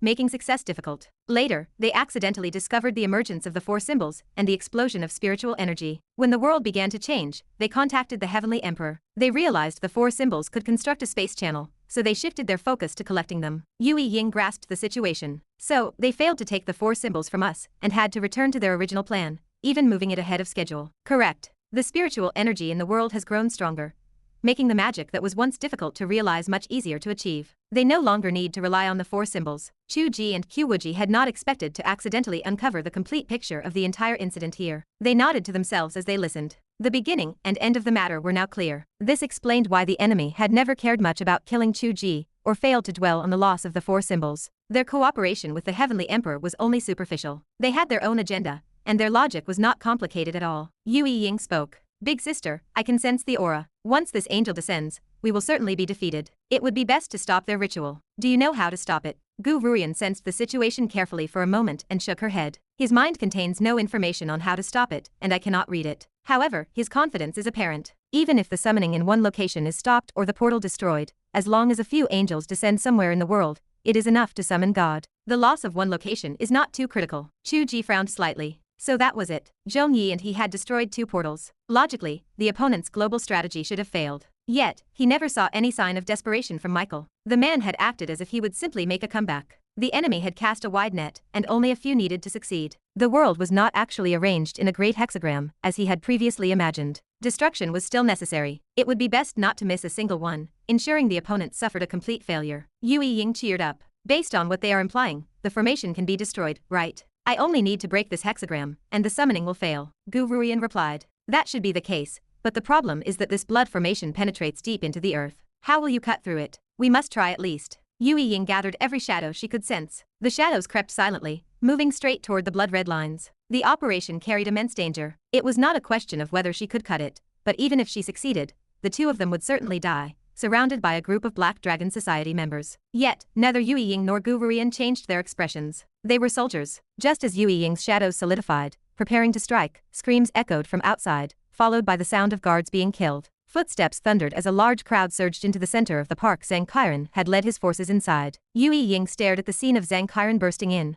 her intended actions stopping on their own. The ritual participants stopped, raising their guns to point at Zhang Qiren's men. Mizuno Shu roared in fury. Zhang Qiren, what do you think you are doing? Compared to the layers of Black Dragon Society members surrounding the park from within to the perimeter, the group Zhang Qiren brought appeared significant in number, but they had effectively walked into a trap. He turned to look at the guns pointed at him and smiled slightly. Why is everyone so nervous? I just want to ask our president a question. I, Zhang Qiren, am an important part of the Black Dragon Society. What is the meaning of excluding me and my men from such a significant event? Is the voting rule of the Black Dragon Society just a piece of toilet paper, or do you truly have no regard for me at all? What an idiot, playing gang politics at a time like this. Mizuno Shu was speechless. He sneered. That is right, I have no regard for you, Zhang Qiren. So what? I have left you alone for now because you still possess a little strength, and I have not had the time to deal with you. If you were smart, you would still have a seat at the table. To think you would dare throw yourself into a trap just as we are at our strongest. Who gave you the confidence to do this? Zhang Qiren spoke calmly. I believe many members of the Black Dragon Society despise this cult behavior. If you stop this evil nonsense, we might tolerate you as president. If you persist in this folly,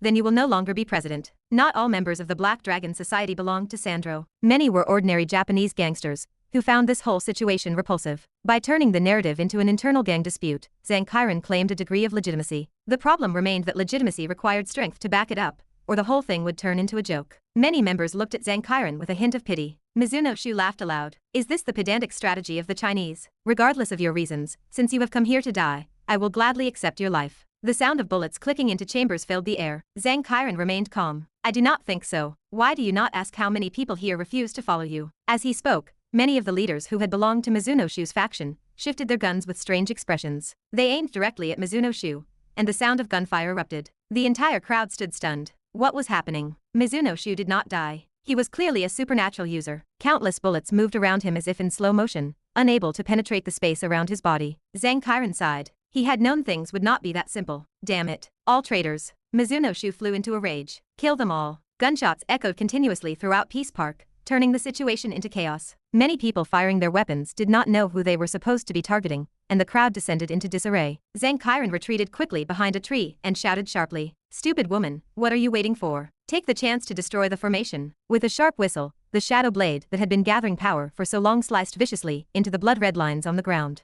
The summoning formation stopped instantly. The pathetic angel never descended. Yu Ying exhaled and turned to find Zhang Qiren. Amidst the hail of bullets, his trashy deflection ability appeared incredibly fragile. Mizuno Shu charged towards Zhang Qiren like a madman. He had been unable to understand what Zhang Qiren was doing. Even if he had many ambushes prepared, starting a chaotic brawl at such a time would only destroy the Black Dragon Society. What benefit did that bring him? Now, everything became clear. The Chinese man had never been after power. From the very beginning, he had come for the summoning formation. He was a spy. Die. Mizuno Shu threw a heavy punch towards Zhang Qiren's face. A blur passed before his eyes. A girl dressed in black stood in his path, her shadow blade slashing downward toward Mizuno Shu. Ha! Zhang Qiren laughed from behind her, his laughter growing more joyful. Ha ha ha ha. Yu Ying grew angry and embarrassed. What are you laughing at? Hurry up and run. Run. Where am I supposed to run in this hail of bullets? Behind you is the safest place to be right now. Zhang Qiren leaned against the tree with a smile, speaking in a leisurely tone. Miss Yue Ying, I am counting on you to look after me. Chapter 562. The situation on the ground descended into absolute chaos. Mizuno Shu hunted Zhang Qiren,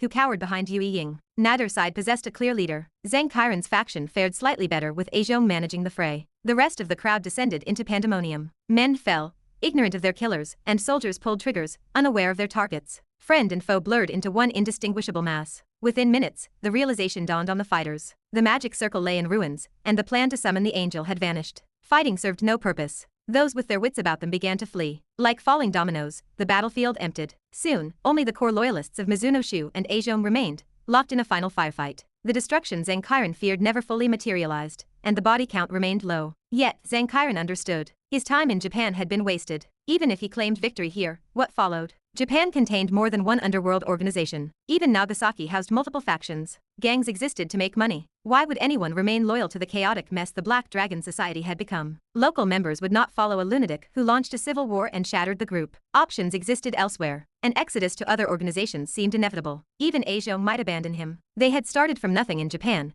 enduring hardships to rise through the ranks. They had become leaders and planted numerous hidden traps. They waited for the North American headquarters to clash with China, hoping to stage a coup and seize control of the society once the leadership fell. They chased the pinnacle of life. Zhang Qiren had wanted that, and Azhong clearly did too. Zhang Qiren had acted on his own whim. He destroyed their promising position and rendered their hard work void. Azhong and the others fought on out of a final sense of loyalty, but disappointment surely soured their hearts. They would go their separate ways. For Zhang Qiren, this battle required no true risk. The danger proved minimal. He only sacrificed the purpose of his journey to Japan. Zhang Qiren glanced at Azhong in the distance. He murmured an apology and returned his focus to the skirmish. The young woman displayed incredible combat talent. Zhang Qiren suspected Mizuno Shu could not defeat Yue Ying. She had held the undefeated record in the underground boxing ring. National special training had sharpened her skills. Now an elite in the special forces under Chu Ge, she handled missions independently. Her rank was likely high. Mizuno Shu, an elite of a fringe supernatural organization, could not compete with a national operative. She had become someone beyond his reach. Time had passed. Zhang Qiren reflected on the past. Even without the previous events, Yue Ying would never have favored someone like him. She would prefer a stoic, reliable comrade from the military,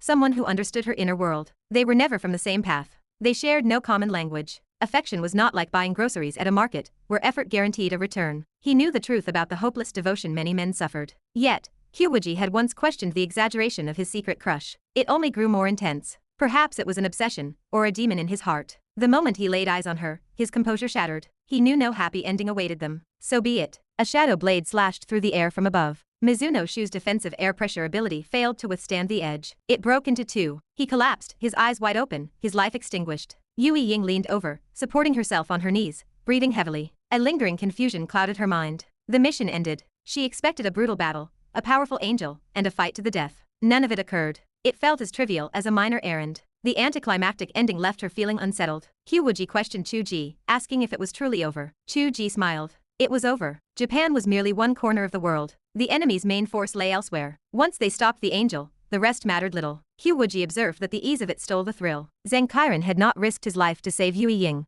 and the dynamic felt strange, with Yue Ying protecting him instead. Chu Ge remained silent, watching Zhang Qiren. He felt as if he stood in the real world, observing the joys and sorrows of his fictional characters and their choices. Yue Ying turned to look at him. Zhang Qiren leaned against a tree trunk with his arms crossed, observing her casually. She glared at him and asked who he called a foolish woman. Zhang Qiren smiled and told her it was her. Yue Ying did not argue. She thanked him, acknowledging that his help had been vital this time. She offered to stay and help him rebuild his forces as a way to repay him. Zhang Qiren froze, then revealed a brilliant smile. He told her she had truly grown up. Yue Ying kept her tone calm and asked for a yes or no answer. Gu Ruian, observing from afar, wondered if Yue Ying possessed the strength to help him recover his losses. They might work together and find a spark. It could be a chance for a new beginning. Zhang Qiren chuckled and refused. Yue Ying and Gu Ruian stared in shock. Chu Ge and Qiu Wuji, watching from beyond the barrier, felt the same. Zhang Qiren gestured toward the battle where Azhong fought. He asked her to help his brother subdue the remaining enemies if she wished to repay him. Whether his brother could rise from this depended on himself. Yue Ying asked about Zhang Qiren himself. Zhang Qiren stood up straight from the tree trunk. He said he was going back to his country. Yue Ying instinctively asked if he would run an underground boxing club again. Zhang Qiren laughed. He explained he had earned a fair amount during his time in Japan, enough to squander for many years. He did not need to do that anymore. He could do what he loved. He admitted he loved writing books.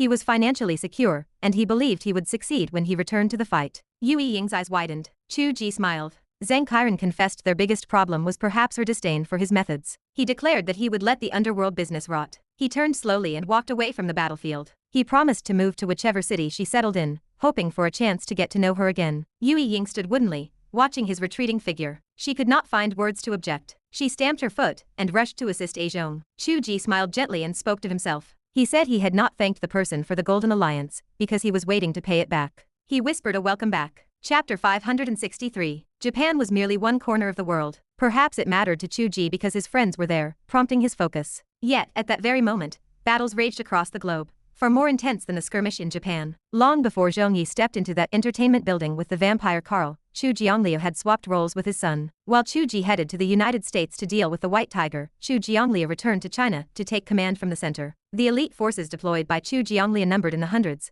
like Yue Ying, and fires of conflict ignited everywhere. This was not a private matter for the Chu family alone. As Zhong had mentioned, this was not a targeted attack against a nation, but a global crisis. Chu Jiangliu did not merely rely on his own troops to extinguish these fires. Instead, the supernatural teams of various countries acted under his coordination to address the upheavals within their own jurisdictions. He had been responsible for this for a long time, and he was not merely passing time. He knew the general positions of the global web and managed the arrangements and organization effectively. Michael's early launch had advantages and disadvantages. The downside was that preparations were incomplete. The slow and clumsy summoning ritual in Japan had easily led to complications and disruption. The upside was that the opposition was equally unprepared. With the suddenness of the events, the probability of successfully summoning angels through their wide net remained high. Of course, Chu Jiangliu did not know what would happen if a few angels truly slipped through. He could not manage the operations of other countries. He could only fulfill his humanitarian duty by sending special forces to assist. In Japan, for instance, Chu Jiangliu had notified the Japanese authorities long ago, but the reaction was sluggish. Only after Yue Ying completed her mission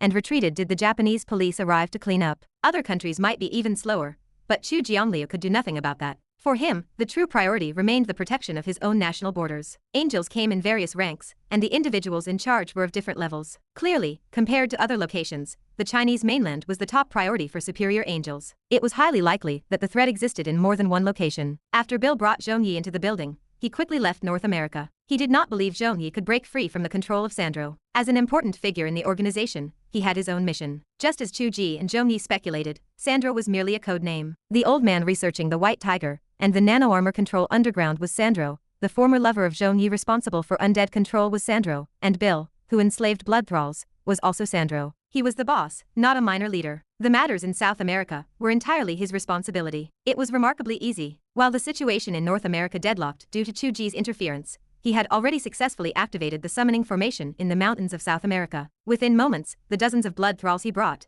including the alluring young pop star, died without a trace. An extremely powerful and evil aura rose from Carl. A blood shadow streaked out from the mountains. Everywhere it passed, living creatures withered into dried corpses. This was no longer something a supernatural user in the modern world could achieve. He was no longer Carl. He was a demon god. The chubby body had become tall and thin. His complexion turned pale, his eyes glowed with blood red, his fangs were bared, and a retro black and red cloak draped over his body, appearing from nowhere. The information Chu Ge received was slightly off. The other party summoned not only angels, but other gods as well. For example, the progenitor of vampires, Cain. At this moment, Chu Ge was still confronting Michael, his mind on the heavenly emperor within the book. From his vantage point overlooking the real world from half an hour ago, he felt a jolt of surprise. He realized a problem. In standard scriptures, Cain was not actually the ancestor of vampires. That was a result of later hearsay. This meant the heavenly kingdom they summoned was truly irregular, a cult that had emerged from nowhere. This was good news. It meant the enemy was not a widespread, orthodox religious group, and the trouble was much smaller. Regardless of how Chu Ge or Zhang Qiren despised the cult, Cain considered himself a powerful god. As he flew from South America toward Asia, space flickered and shifted. Before long, the coastline of China appeared on the horizon. If this was not the power of a god, what was it? He revealed a grim smile, intending to teleport directly into the interior. China was too vast, and the benefit of such a large area was that the enemy could not easily pinpoint where they had secretly set up powerful formations. If he snuck in quietly, even Chu Jiangliu would have trouble finding him. However, the ability that had been unstoppable over the Pacific Ocean suddenly failed. The space jump collided with an invisible wall of size, and he nearly flattened his face against it. Cain looked up in surprise. Chu Jiangliu floated in the air before him, smiling gently. China is ahead. Gods are forbidden to enter. Cain paused, unable to grasp the situation. Chu Ge scratched his head. He wondered which web novel that arrogant line came from. It seemed quite fitting for the current situation. It appeared his father read even more than he did. Cain did not mock him, but instead showed surprise. With such a long coastline, how did you know where to block me? Chu Ge chuckled. I have been paying attention to you since you met with Zhongyi at the bar last night. Cain asked how he managed that. Chu Ge explained that perhaps his lordship the god had not noticed, but the ring on his hand was different from the original. I changed it. Your every move is in my eyes. Cain looked down at the diamond ring on his finger, unable to see anything special. Chu Ge and Qiu Wuji exchanged glances.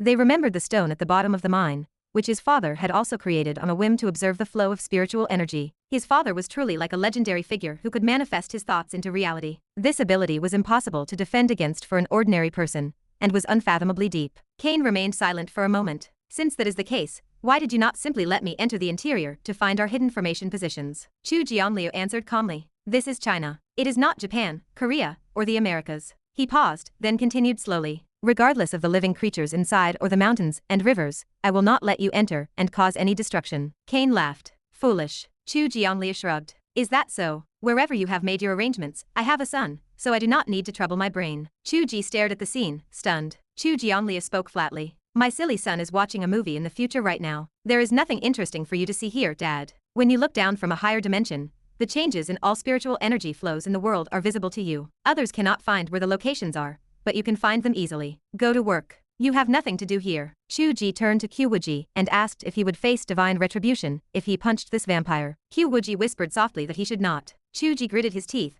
deciding to watch first. He worried that if his father boasted too much, and then failed to defeat the vampire, it would be a joke. Qiu Wuji noted that she thought the possibility was very low. Although she said she wanted to see his father make a fool of himself, Qiu Wuji knew he only worried about his father. They called him the top-tier power of China, but they had never seen him fight. Furthermore, supernatural powers had completely fallen behind. From Chu Ji's perspective, supernatural powers were being suppressed by the dimension of immortality, and were no longer on the same level. Cain was clearly a very powerful god, perhaps not inferior to Michael. How could Chu Ji not feel a little worried? The facts proved that there was no need to worry at all. Just as Cain turned into a streak of blood and rushed toward Chu Jianliu, the seawater behind him surged into the sky. A massive creature poked its head out from the seabed. A roar from behind nearly blasted Cain away. It was the azure dragon emerging from the sea. Chu Ji exhaled, rolling his eyes. He thought his father was powerful, but he was just using the backup plan he had left behind. Cain was caught off guard by the surprise attack from the azure dragon. After steadying himself, he flew into a rage. Why is the azure dragon still here? They should not be going to the white tiger battle, nor are they dealing with their heavenly emperor. What are they doing here? Chu Jianli aside. The azure dragon is not the only thing here. Guess whether the little angels you summoned in the desolate extreme north have enough feathers to make a down jacket yet. Chapter 564. Chu Ji had ventured deep into the heart of North America, without the powerful azure dragon, or black tortoise. He brought only a disorganized, unreliable vermilion bird. It had been an exhausting ordeal,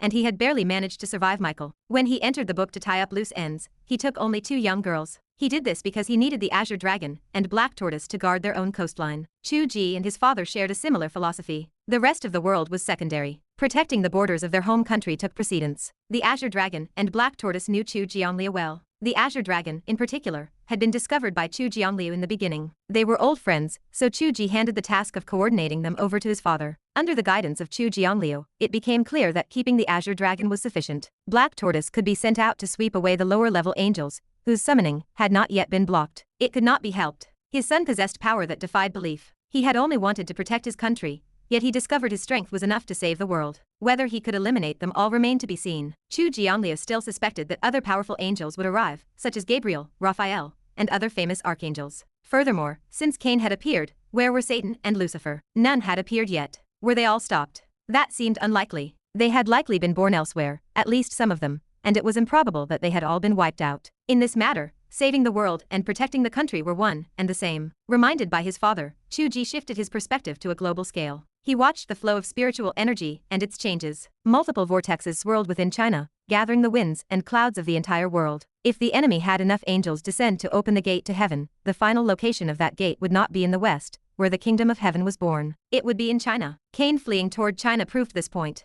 He intended to participate in the action of opening the gate. Chu Ji stopped focusing on the battle between his father and Cain. The azure dragon had been hibernating and recovering for so long that, despite lacking flesh and blood, it had essentially returned to its peak state. It could easily handle the 2 young girls. His father was no pushover, either. With the azure dragon joining the siege, it was unlikely he would fail to defeat Cain. As for the details of the fight, Chu Ge had no desire to watch. If he were writing it, he would not even bother to describe it unless the protagonist was involved. He would follow his father's advice and search for the key locations where the enemy tried to infiltrate. That would be the site of the decisive battle. Chu Ge could see that it was not that the enemy did not want to hide in a desolate place, nor that they insisted on choosing the difficult path into China. It was related to their nature. Their dark, sacrificial attributes, and their constant talk of a day of judgment required the final opening to occur, where the most humans had died, accumulating sufficient blood, resentment, and hostility. Areas with the most deaths would be those suffering from war and disaster. Natural deaths from age or illness did not count, nor did the deaths of non-intelligent beings. If one considered the number of deaths within a short period, it might involve total wars like the Second World War, or pandemics like the Spanish flu, but the numbers in a single location were not high enough. To find the location with the most deaths, one had to look at historical accumulation, the number of unnatural deaths in the same place over thousands of years. Very few places could compare to China. Viewing the world through this metric, famous wars, plagues, and massacres paled in comparison. Under Chu Ge's gaze, countless vortexes appeared. Changping, Suzhou, Yangzhou. On the chessboard of the entire Earth, these were only small specks. The largest vortex remained the Central Plains. That was the land that had endured the most suffering and vicissitudes. Let us go, Chu Ge said, taking Qiu Wuji's hand. Black Tortoise's opponents were not just the angels being turned into down jackets. It was entangled with two powerful angels. We will eliminate those two first, then close the door. Qiu Wuji looked surprised. How am I seeing Black Tortoise still bullying the small ones? Because you are looking at previous images, Chu Ge replied. I can see the present and the future simultaneously. Qiu Wuji pouted. How annoying. He was showing off again. Black Tortoise had been enjoying itself bullying the weak in the North Sea. White feathers scattered, creating a desolate beauty like snow falling over the ocean. However, with cracks appearing all over the world, many places remained beyond its reach. On other continents in the south, powerful angels had descended and moved north to provide support. Black Tortoise had just raised its front foot to crush an angel into pulp when a warning flashed in its heart. It quickly retracted its limbs. Two heavy swords struck its back armor one after another with a ringing clash, sending the force of the impact backward and forcing everyone to pull away. The giant turtle poked its head out. It saw two dark-faced angels standing with swords. Their aura was formidable, but the dark faces made Black Tortoise feel bewildered. Before it could ask, the other side spoke first. Why is this turtle limping on one foot? Phosphorus fire flickered in Black Tortoise's eyes, and its expression turned dark. The other angel laughed loudly. Looking at how uncoordinated you are, shall we help you cut off the other 3 feet to balance things out? Boom. The North Sea surged. Black Tortoise exploded with rage. Having its 4 limbs severed by the Heavenly Emperor was its eternal pain. After Chu Ge made various plans to retrieve the heavenly pillars and complete its missing parts, one still remained lost. It did not matter much to be mocked for missing a foot, but the threat to cut off the other 3 touched the most painful memory in Black Tortoise's heart. The 2 angels roared with laughter and charged from left to right, their swords swinging. Black Tortoise was about to erupt when it heard 2 almost simultaneous clangs. The angels' swords had been blocked. Black Tortoise looked in astonishment to see Chu Ge and Qiu Wuji appear in the middle of the field. Yo, Black Angels, Chu Ge said with a smile. From Africa. It was indeed from Africa. Although Chu Jianliu had made arrangements there, the local countries had failed to hold their ground, leaving huge openings. The 2 looked at Chu Ge with grave expressions. This aura was too miraculous. It was like God. Who are you? Are you this Chu Ge they speak of? Why are you here? Yes, I am Chu Ge, Chu Ge replied with a smile. And who are you? Black Angels. Does your angelic descent require political correctness, or are you named Tyriel? Tyriel. We do not know this angel, the 2 said solemnly. We are Gabriel and Raphael. They were indeed Gabriel and Raphael, archangels as famous as Michael. There had been claims that Gabriel might be female, but this one clearly was not, which proved again that their origins were problematic. Not Tyriel. Chu Ge continued to smile. If you were, I would give you some face for the sake of having played the game. Since you are not, then go die. When he finished, his face changed instantly, and violent, unparalleled sword energy exploded. It looked like terrifying sword energy, yet it strangely lacked any energy. The sea surface inches away did not even ripple, as if a gentle breeze had brushed over it. However, Black Tortoise watched in astonishment as the bodies of the 2 arrogant angels split into pieces without a sound. Despite being torn apart, not a drop of blood splattered. It felt as if characters in a mirror had shattered into pieces. Qiu Wuji sighed and withdrew her long sword. This man really kept his word. He said he would not leave her a chance to perform in the future, and he really meant it. 2 archangels on the same level as Black Tortoise were dismembered by a single sword without even a scream. Chu Ge sheathed his sword calmly. With such ability, you dare to insult my creation. Trash. Black Tortoise watched blankly as Chu Ge turned around with a bright smile on his face. Hi, little turtle. I have come to see you. As he spoke, he took out a giant claw and presented it to Black Tortoise like a treasure. I have brought back your last claw. Black Tortoise stared at its final foot and suddenly laughed. Why do I feel that if their god actually came, he would be beaten to death by the Father God? We cannot take him lightly, Chu Ge said. The best method is to ensure he never comes out. How do we keep him from coming out? The 4 symbols define the world, fix the universe, and open heaven and earth. Naturally, they can also reverse the four poles and close the universe. Chu Ge helped Black Tortoise restore its final foot and patted it with satisfaction. This story begins with you and ends with you. As a writer, nothing is more satisfying than that. Chapter 565. There is a profound and mysterious coincidence. Outside the book, Chu Ge helped Black Tortoise slay the angel, Chu Jiangliu, and the Azure Dragon pincer attacked Cain, and inside the book, Vermilion Bird, White Tiger, and Yan Qinli besieged the Tao Venerable. All three battles ended at nearly the same time. The four symbols finished their tasks almost simultaneously. Chu Ge focused his divine intent on the Tushita Palace. He watched the Tao Venerable pass away. The figure scattered like the Heavenly Emperor and the Buddha, the body turning into starlight, then ash, and finally nothingness. This mode of death signaled that they were not truly real. They were merely concepts endowed by the author. When they could no longer exist within the work, they simply dissipated. From start to finish, they were only the Heavenly Emperor, the Tao Venerable, and the Buddha. They did not even possess names. Chu Ge turned his head. Jinling and Yinling, the two young attendants, hid behind the alchemy furnace in terror, curled into balls and shivering. Chu Ge sighed, asking why they were afraid, assuring them that their master had not died. The two attendants stared at him in confusion. Chu Ge pointed to the shattered jade ruyi on the ground. It was the only object remaining after the Tao Venerable's death. At his touch, the fractured and cracked ruyi emitted a gentle light. It slowly restored to its original state. Vermilion Bird and White Tiger clearly felt that the ruyi was different. It seemed to contain powerful life, as if it were about to hatch or break out of its cocoon. Vermilion Bird could not help but ask what this was. Chu Ge explained that this object was originally an innate supreme treasure brought from chaos. It was part of his original plan to serve as an important prop and symbol for the transformation of one qi into three purities. Now, it was gestating anew, destined to open a new Taoist section. Under the gaze of the crowd, the jade ruyi slowly changed, transforming into a brand new Tao Venerable. Even his appearance and aura were exactly the same as the original. The two attendants scrambled out, hugging the legs of the Tao Venerable and weeping. They told their master how glad they were that he was safe. The Tao Venerable patted the heads of the two attendants and bowed to Chu Ge. He greeted his father god. Vermilion Bird and White Tiger looked on in bewilderment. They wondered if this Tao Venerable still possessed previous memories, or if he could even be considered the same person. They looked at Chu Ge, hoping for an explanation, but Chu Ge merely acted arrogant. He recited the classic lines about the Tao that can be told. The two young girls glared at him with murderous intent. Chu Ge ignored them and turned to the crowd. He declared that this world was already hell. He would make some adjustments. He would move the four heavenly kings and similar beings back to the heavenly realm to guard the gates of ascension. He instructed Debei to build the underworld together with Kesida Garba, Qinli, and Qinjian. He told everyone else to return to the heavenly realm. From then on, the heavenly emperor would reside in the center, with Buddhism in the east and Taoism in the west. He stated that he would no longer concern himself with the details. Debei and Yan Qinli were both taken aback. They asked if he really would not intervene again. Chu Ge confirmed it, reminding them of his promise. When everything settled, this would be their world. No one would manipulate them anymore, even if they fought to the death.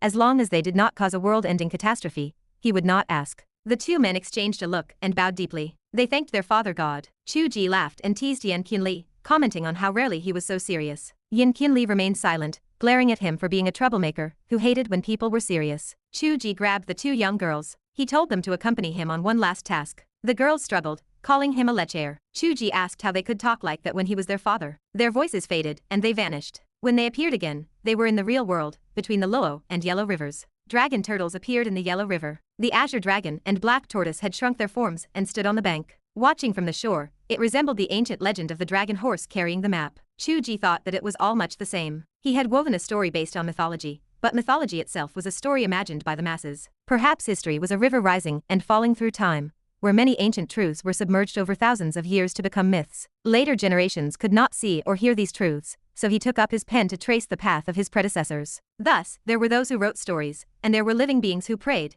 attempting to make myths come true. Chu Ge watched the river water quietly for a while, then looked up at the sky. The sky was azure. It seemed empty, but a phantom vortex swirled within Chu Ge's vision, gathering the winds and clouds of the world. A faint pressure leaked from above. Even separated by a boundary, he could perceive the terror within. His book required global cognition to become increasingly real. If the will of the masses could make his book more real, could the will of the masses allow someone else's classic to manifest in the world? A cult could provide guidance and bring about the day of judgment. Perhaps this was the origin of this realm. The characters inside had a much broader world cognition than those in his own pathetic book. If he could manifest, others certainly could too. He watched for a while and asked about the soul ball of Michael he had tossed to her earlier. The surroundings remained quiet for a moment. The red-haired girl replied weakly. She described how Michael's mind was filled with persistent and extreme devotion to God, the kind that was happy to be shattered to pieces. Anyone who defied him had to be judged, and there was talk of the end of the world. She told him not to learn from that God, saying they did not want any of that. Chu Ge clarified that he was not asking about that,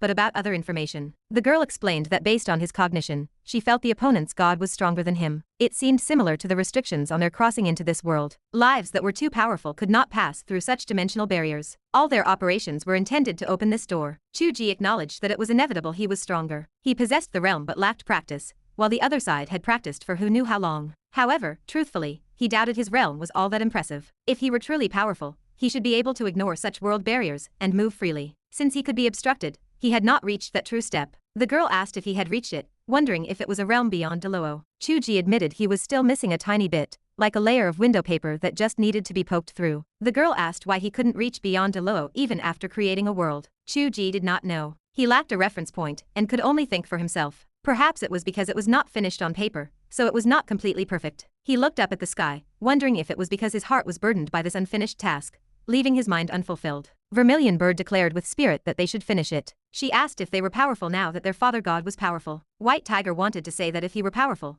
they would be even more miserable. They might be little girls for the rest of their lives. She pushed the thought aside, deciding it was not so bad. It would be best to be a little white cat, so she could burrow into Qiu Wuji's collar. Chu Ge had no idea what they were thinking. He pondered the information in the soul ball, thinking one key item was missing. Vermilion Bird asked which one. Chu Ge explained that if their world was condensed from the doctrine of a cult, then this church must have a headquarters. They had not seen a headquarters of such a nature in the underground Death Valley they had visited. They had to find it from his memory and sever this connection. Otherwise, even if they closed this heavenly gate, it would happen again in the future, endless and unending. Vermilion Bird searched the soul ball for a moment and shook her head. She confirmed there was really nothing there. He only knew it was the prayer of this world. As for where the headquarters was, he had no way of knowing. Chu Ge frowned slightly. Vermilion Bird suggested they had other ways to find out. Chu Ge asked in surprise what method she meant. Vermilion Bird mentioned her good friend named Zhu Mengmeng. She could see the fate lines of others and even cut them. Chu Ge replied that he was more familiar with that friend than she was. Chapter 566. Zhu Mengmeng slept in her own bed. Qiu Wuji, that impossible woman. Zhu Mengmeng could not find a way to describe her irresponsible partner. The phrase 3 days of fishing and 2 days of drying nets did not even begin to cover it. Every time she sent over some original artwork, she disappeared. She was a complete figurehead.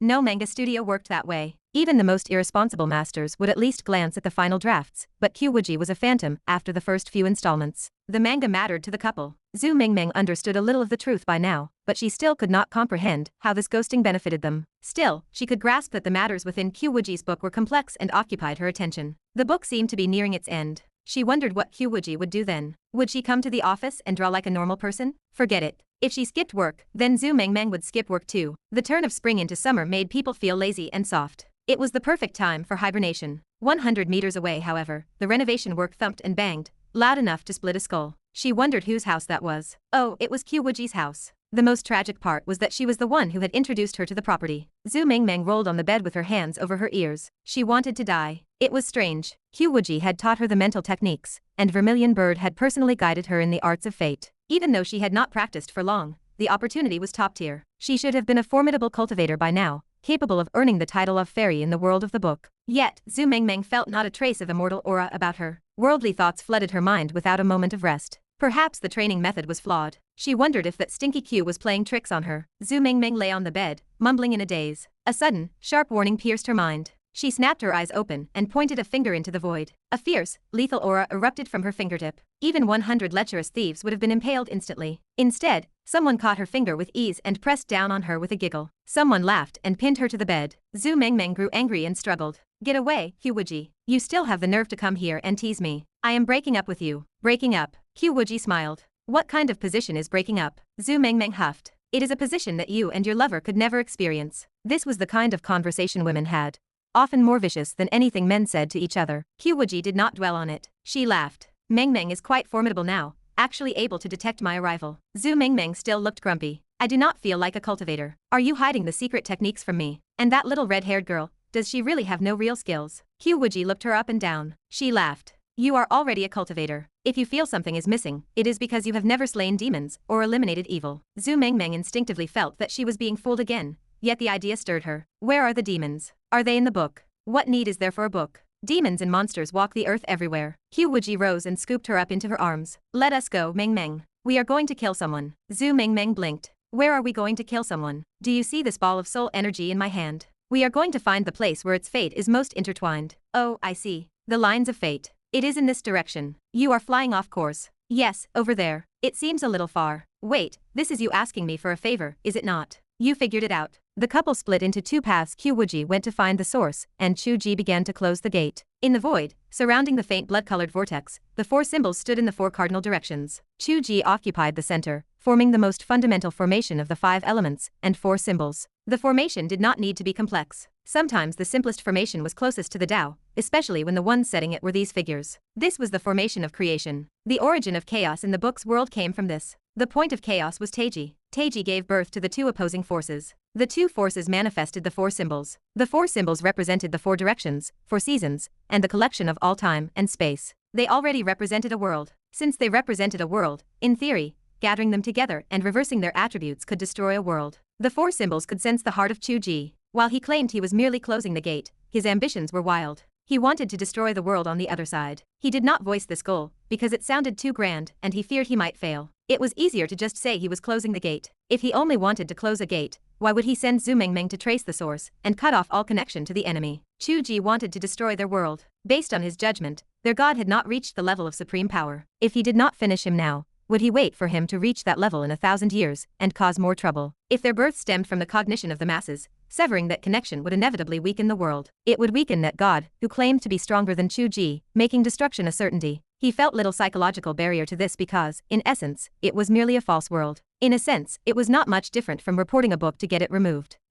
Others only needed to flick a finger, but he was exhausted here. For streams of light, black, white, cyan, and red, shot into the blood-colored vortex in the void. A sound like muffled thunder came from the sky. It was strange. It did not sound loud, yet it drifted across China, and then the whole world. The entire world heard thunder somewhere, but upon closer inspection, no one could locate the source. Only Chu Ge and his companions could see the blurry, blood-colored vortex in the void becoming solid. It was as if the power of the four symbols had forced it into reality, or dragged it from a distant, unknown dimension to connect with this world. This was the space channel constructed by the four symbols. In theory, this operation carried a risk. It might help the opposing god escape. But before the opponent could react, Chu Ge erupted with a sword strike. He stabbed it heavily into the center of the solid vortex. A scepter seemed to extend from the vortex, striking the tip of his sword. Time and space seemed to freeze. Rumble. The muffled thunder grew louder and louder, echoing across the world, vibrating painfully against people's eardrums. Then, lightning flashed, and a torrential rainstorm covered the earth. Standing at the center, only Chu Ge could feel the madness of this lightning. It was not lightning. It was like the explosion of a sun, the swallowing of a black hole. He felt as if he were facing the anger of the universe. That was the sanction of the heavenly Tao. Fortunately, he was the heavenly Tao as well. The power he lacked was supplied by the formation of the four symbols. The collision of forces was evenly matched. Why do you block me? A voice of anger echoed through the void. You are a god.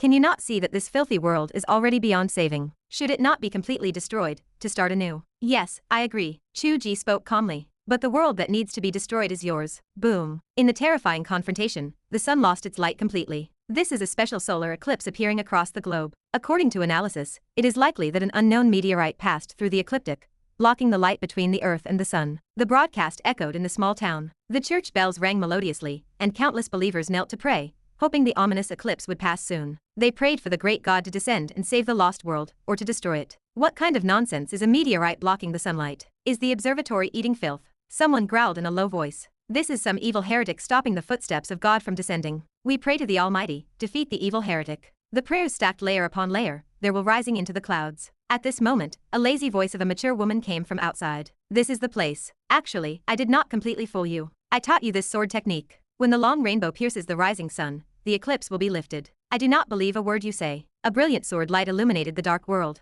Everyone in the town could see a huge, ancient longsword descending from the sky, from top to bottom, piercing into the church. The entire church turned to ash. The believers inside were killed, and not a single one survived. Zhu Mengmeng could not see the gore from high in the sky. She thought Qiu Wuji's move was cool, much like the heaven sword from the games she played as a child. She felt a surge of excitement. Qiu, give us another sword strike. Qiu Wuji asked if there were more. Zhu Mengmeng looked around. The connection here is the thickest, but there are still many others in other places. Are you going to search the whole world for them? Qiu Wuji frowned. Then what should we do? Zhu Mengmeng reached out and cut a circle around the edge of the soul ball. The thick ones were cut by you. It seems I can handle the remaining thin ones. The original body of Michael, in another world, snapped his eyes open. He let out a desperate scream. No. He clearly sensed that his sense of existence was becoming weaker. He seemed to be forgotten by the world. To be forgotten meant to perish. Even if he did not perish, he felt his strength plummeting. As the second-in-command, could the demise or weakening of such a figure have a minor impact on the entire system? The system might collapse entirely. The god confronting Chu Ge also changed expression. He similarly felt his sense of existence weaken,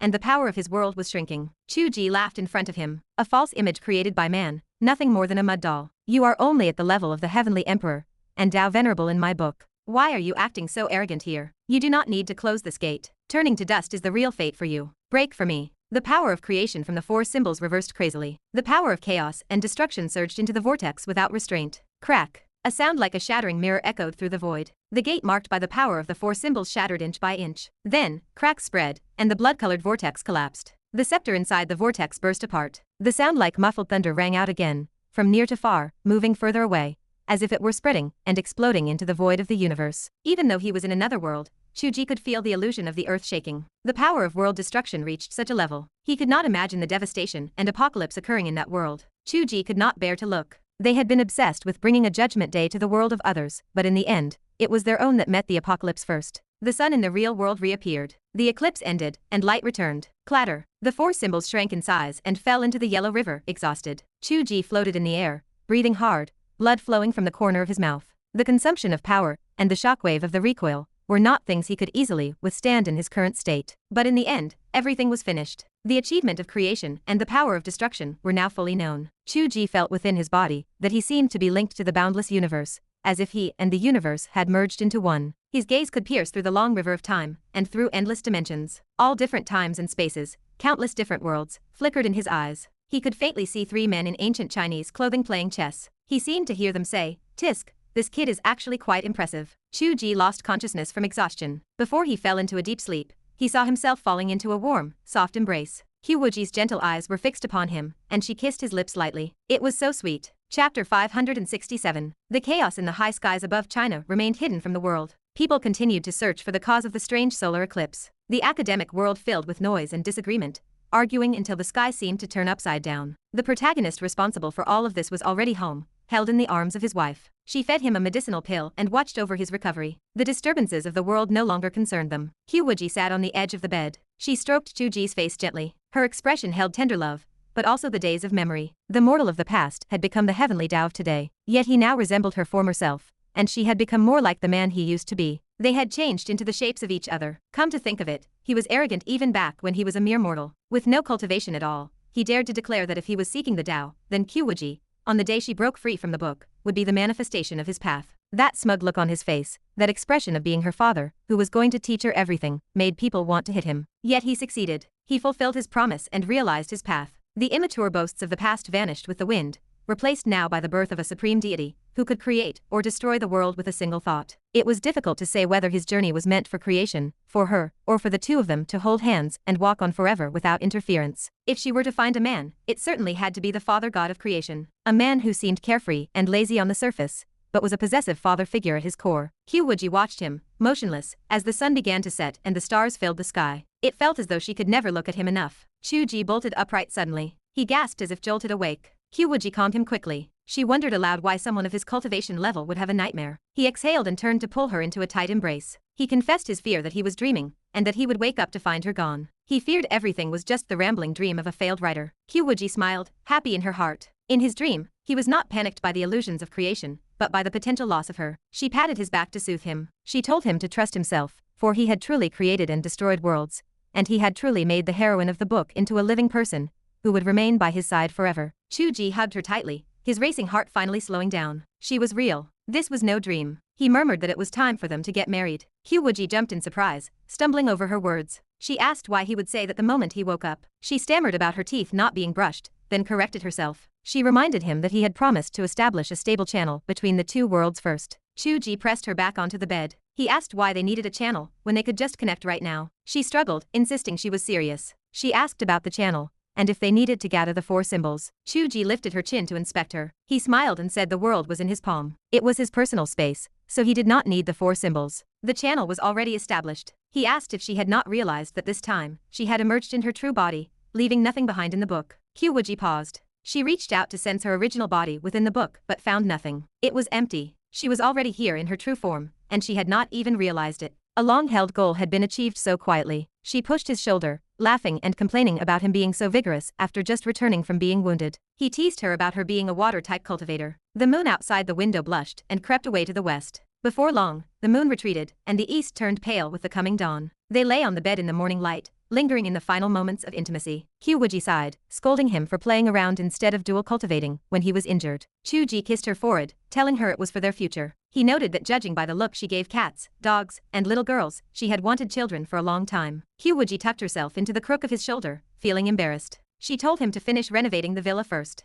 She added that he needed to finish the book so they could go on a honeymoon. Chu Ge scratched his head. He mentioned that the book was not actually finished yet. He needed to find one more person to determine a detail. Qiu Wuji asked who it was. He said Zhongyi. When they found Zhongyi, he was sitting in the small seaside town of Solvang. California and Nevada were heavily damaged in the catastrophe. The destruction was not absolute, but it was concentrated on both sides of the Sierra Nevada mountains. The calm town was filled with tension, as everyone was worried, and vehicles transporting disaster relief supplies were organized in a rush. Zhongyi sat on the bench outside the park. He watched the vehicles pass and listened to the clamor of voices. He felt his vitality slipping away. The goo worm he had used to extend his life for 3 days could not retain his energy. To the outside observer, he looked like a middle-aged man, but he was actually a dying elder, quietly waiting for death. Chu Ge and Qiu Wuji appeared in front of him, blocking his view of the trucks. He was too lazy to look up at their faces. He watched their shoe tips calmly. He remarked that there was nothing to see, and he was just too lazy to move, as that was how old men were. Chu Ge sighed. He said he did not know what Zhongyi was thinking, but he could extend his life, so there was no need to look so old and hopeless. Zhongyi shook his head. He said it was not necessary. Chu Ge asked why. Zhongyi explained that he had run to this seaside town to avoid disaster,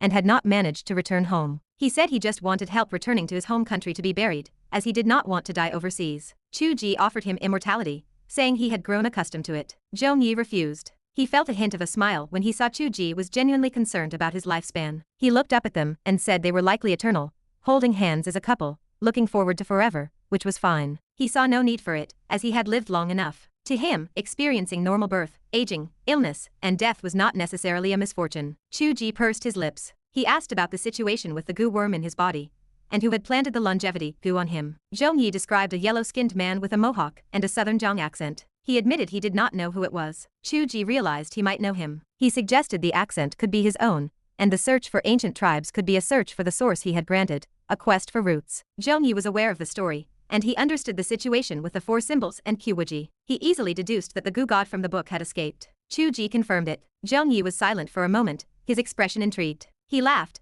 noting that the slave owner who deserved to be hanged was Chu Ge himself. Chu Ge said nothing. Zhongyi asked if Chu Ge had come to arrest him and bring him to justice. Chu Ge said he could not escape his divine sense, and he knew where he was. He had come to Zhongyi first to ask his opinion. Zhongyi asked if his opinion carried that much weight. Chu Ge told him it did. Zhongyi laughed. He suggested that since the man had asked him for help, Chu Ge should show him some mercy and let him go. Chu Ge agreed instantly. He raised his voice and told the man to come out, as hiding around the corner was useless. The man with the mohawk slowly rounded the street corner. He approached them and bowed. He greeted the father god. Qiu Wuji looked at him with curiosity. She asked if he was the goo god. She had heard his name constantly in the book but had never met him. The goo god smiled and bowed again. He expressed his honor at meeting the sect leader. He asked if she preferred this greeting, or if he should call her the mother god. Qiu Wuji blushed and retorted that she was no longer the sect leader. The goo god smiled with his eyes. He asked Chu Ge if he was truly willing to let him go. Chu Ge said he had not fully recovered from his injuries, so he had not scrutinized the situation, and he asked the goo god to explain his actions then and his thoughts now. The goo god explained that the heavenly emperor had schemed to link their fates. A situation had emerged in the 10,000 mountains that exceeded the control of the father god. The father god did not even realize the goo god had been replaced, which was a key link in losing control of the mortal realm. Chu Ge nodded in agreement. The goo god said that as for him, he wanted to break free from the heavenly Tao and become real, so cooperation with the heavenly emperor was logical. However, the father god had not harmed him. The 10,000 mountains were transcendent, and the status granted to him was high, so he could not bring himself to harm the father god. After thinking it over, he adopted a compromise. He chose Ye Xiaozu as his successor. She had a deep bond with Chu Tiange, and if the father god followed that line, he would find her and break the game. Chu Ge sighed at his cleverness. He asked if this was hedging his bets or building good karma with him. The goo god smiled, revealing yellow teeth. He said it was just leaving a way out so they could meet again in the future. Chu Ge nodded. He noted that he had seized the opportunity when he lost control of the world, and the 2 realms were in turmoil. He asked why the goo god had no cultivation despite the passage of time. The goo god explained that beings as strong as the 4 symbols caused collapse when crossing dimensions, so he did not dare to retain his cultivation. He had merely scattered countless goo worms to scout the path. Most died, but one survived by luck, and he replaced that worm, becoming free like a cicada shedding its shell. Chu Ge asked why he did not practice now that he was in a new, fragile body. The goo god said that only as a mortal, without practicing the arts bestowed by the Father God, could he remain hidden from the Father God's senses. He admitted he had been cowardly at first, but then he discovered a benefit. Chu Ge asked what that was. The goo god said that only by being a mortal could he be a person different from the goo god in the book, which made him who he was. He smiled happily and asked if the Father God knew he was real. The dying words of the Heavenly Emperor flashed through Chu Ge's mind. Qiu Wuji felt a sense of longing. She had not expected that what the Heavenly Emperor could not achieve, the goo god had accidentally sought. There were so many heroes in the world. She wished that there were no mediocre people in the Father God's writings. Chu Ge stared at him for a long time. He said softly that he did not have much lifespan left. The goo god turned to Zhongyi and asked if he thought it mattered. Zhongyi laughed and said it did not. The goo god bowed to Chu Ge again. He said if the Father God was willing to let him go, he could rest easy. He wished the Father God a happy wedding, and hoped their love would be eternal. He turned and left in a carefree manner. The sound of a flute played, and the theme from the last of the Mohicans drifted through the town. Chu Ge watched his back disappear and laughed. He realized he had been fighting against thin air. The man only sought truth and the Father God, which did not necessarily mean they had to be in conflict. Qiu Wuji held his hand and teased him. She said no one said they had to be in conflict, and clearly, he could be her husband. Chu Ge laughed loudly and scooped her up. He told her they should go back to finish the book, and then become his wife. Zhongyi sighed in resignation nearby. He told them to send him back to his home country first. The obstacles were gone, and Chu Ge wrote the ending with ease. Years later, Xianxia successfully ascended. The Heavenly Emperor took her as his empress, and they lived a happy life. Xianxia became pregnant. Old Elder Zhou of the Cloud Peak sect passed away, and Tiange succeeded him. The sect faced no unrest, and no power dared to covet it. Since the channel between heaven and earth was open, not only did Xianxia and the others ascend, but people from the celestial realm could also visit the mortal world under the condition of obeying the heavenly laws. Qiu Wuji descended several times to support her section. Rumors spread that the current heavenly emperor was none other than the former disciple of the Cloud Peak sect, Chu Tiange. No one dared to offend such a section. Even the heavenly Tao often protected Cloud Peak, appearing as a fleeting shadow in the mountains. The Cloud Peak sect, far from declining after the departure of Qiu Wuji and Chu Tiange, became even more prosperous and a holy land of the mortal world. In reality, these appearances were just the couple coming back for their honeymoon. The new sect leader was forced to stand guard personally, watching over the back mountain bathing pool. The sounds from within made the sect leader blush. The heavenly Tao and the high cold sect leader did nothing but bully others. The new heavenly emperor in the palace complained to his wife that the heavenly Tao was nothing but a bully. He grumbled that his palace was still named the Archangel Palace, and he had to endure that. He complained that the author had promised not to interfere in the plot details,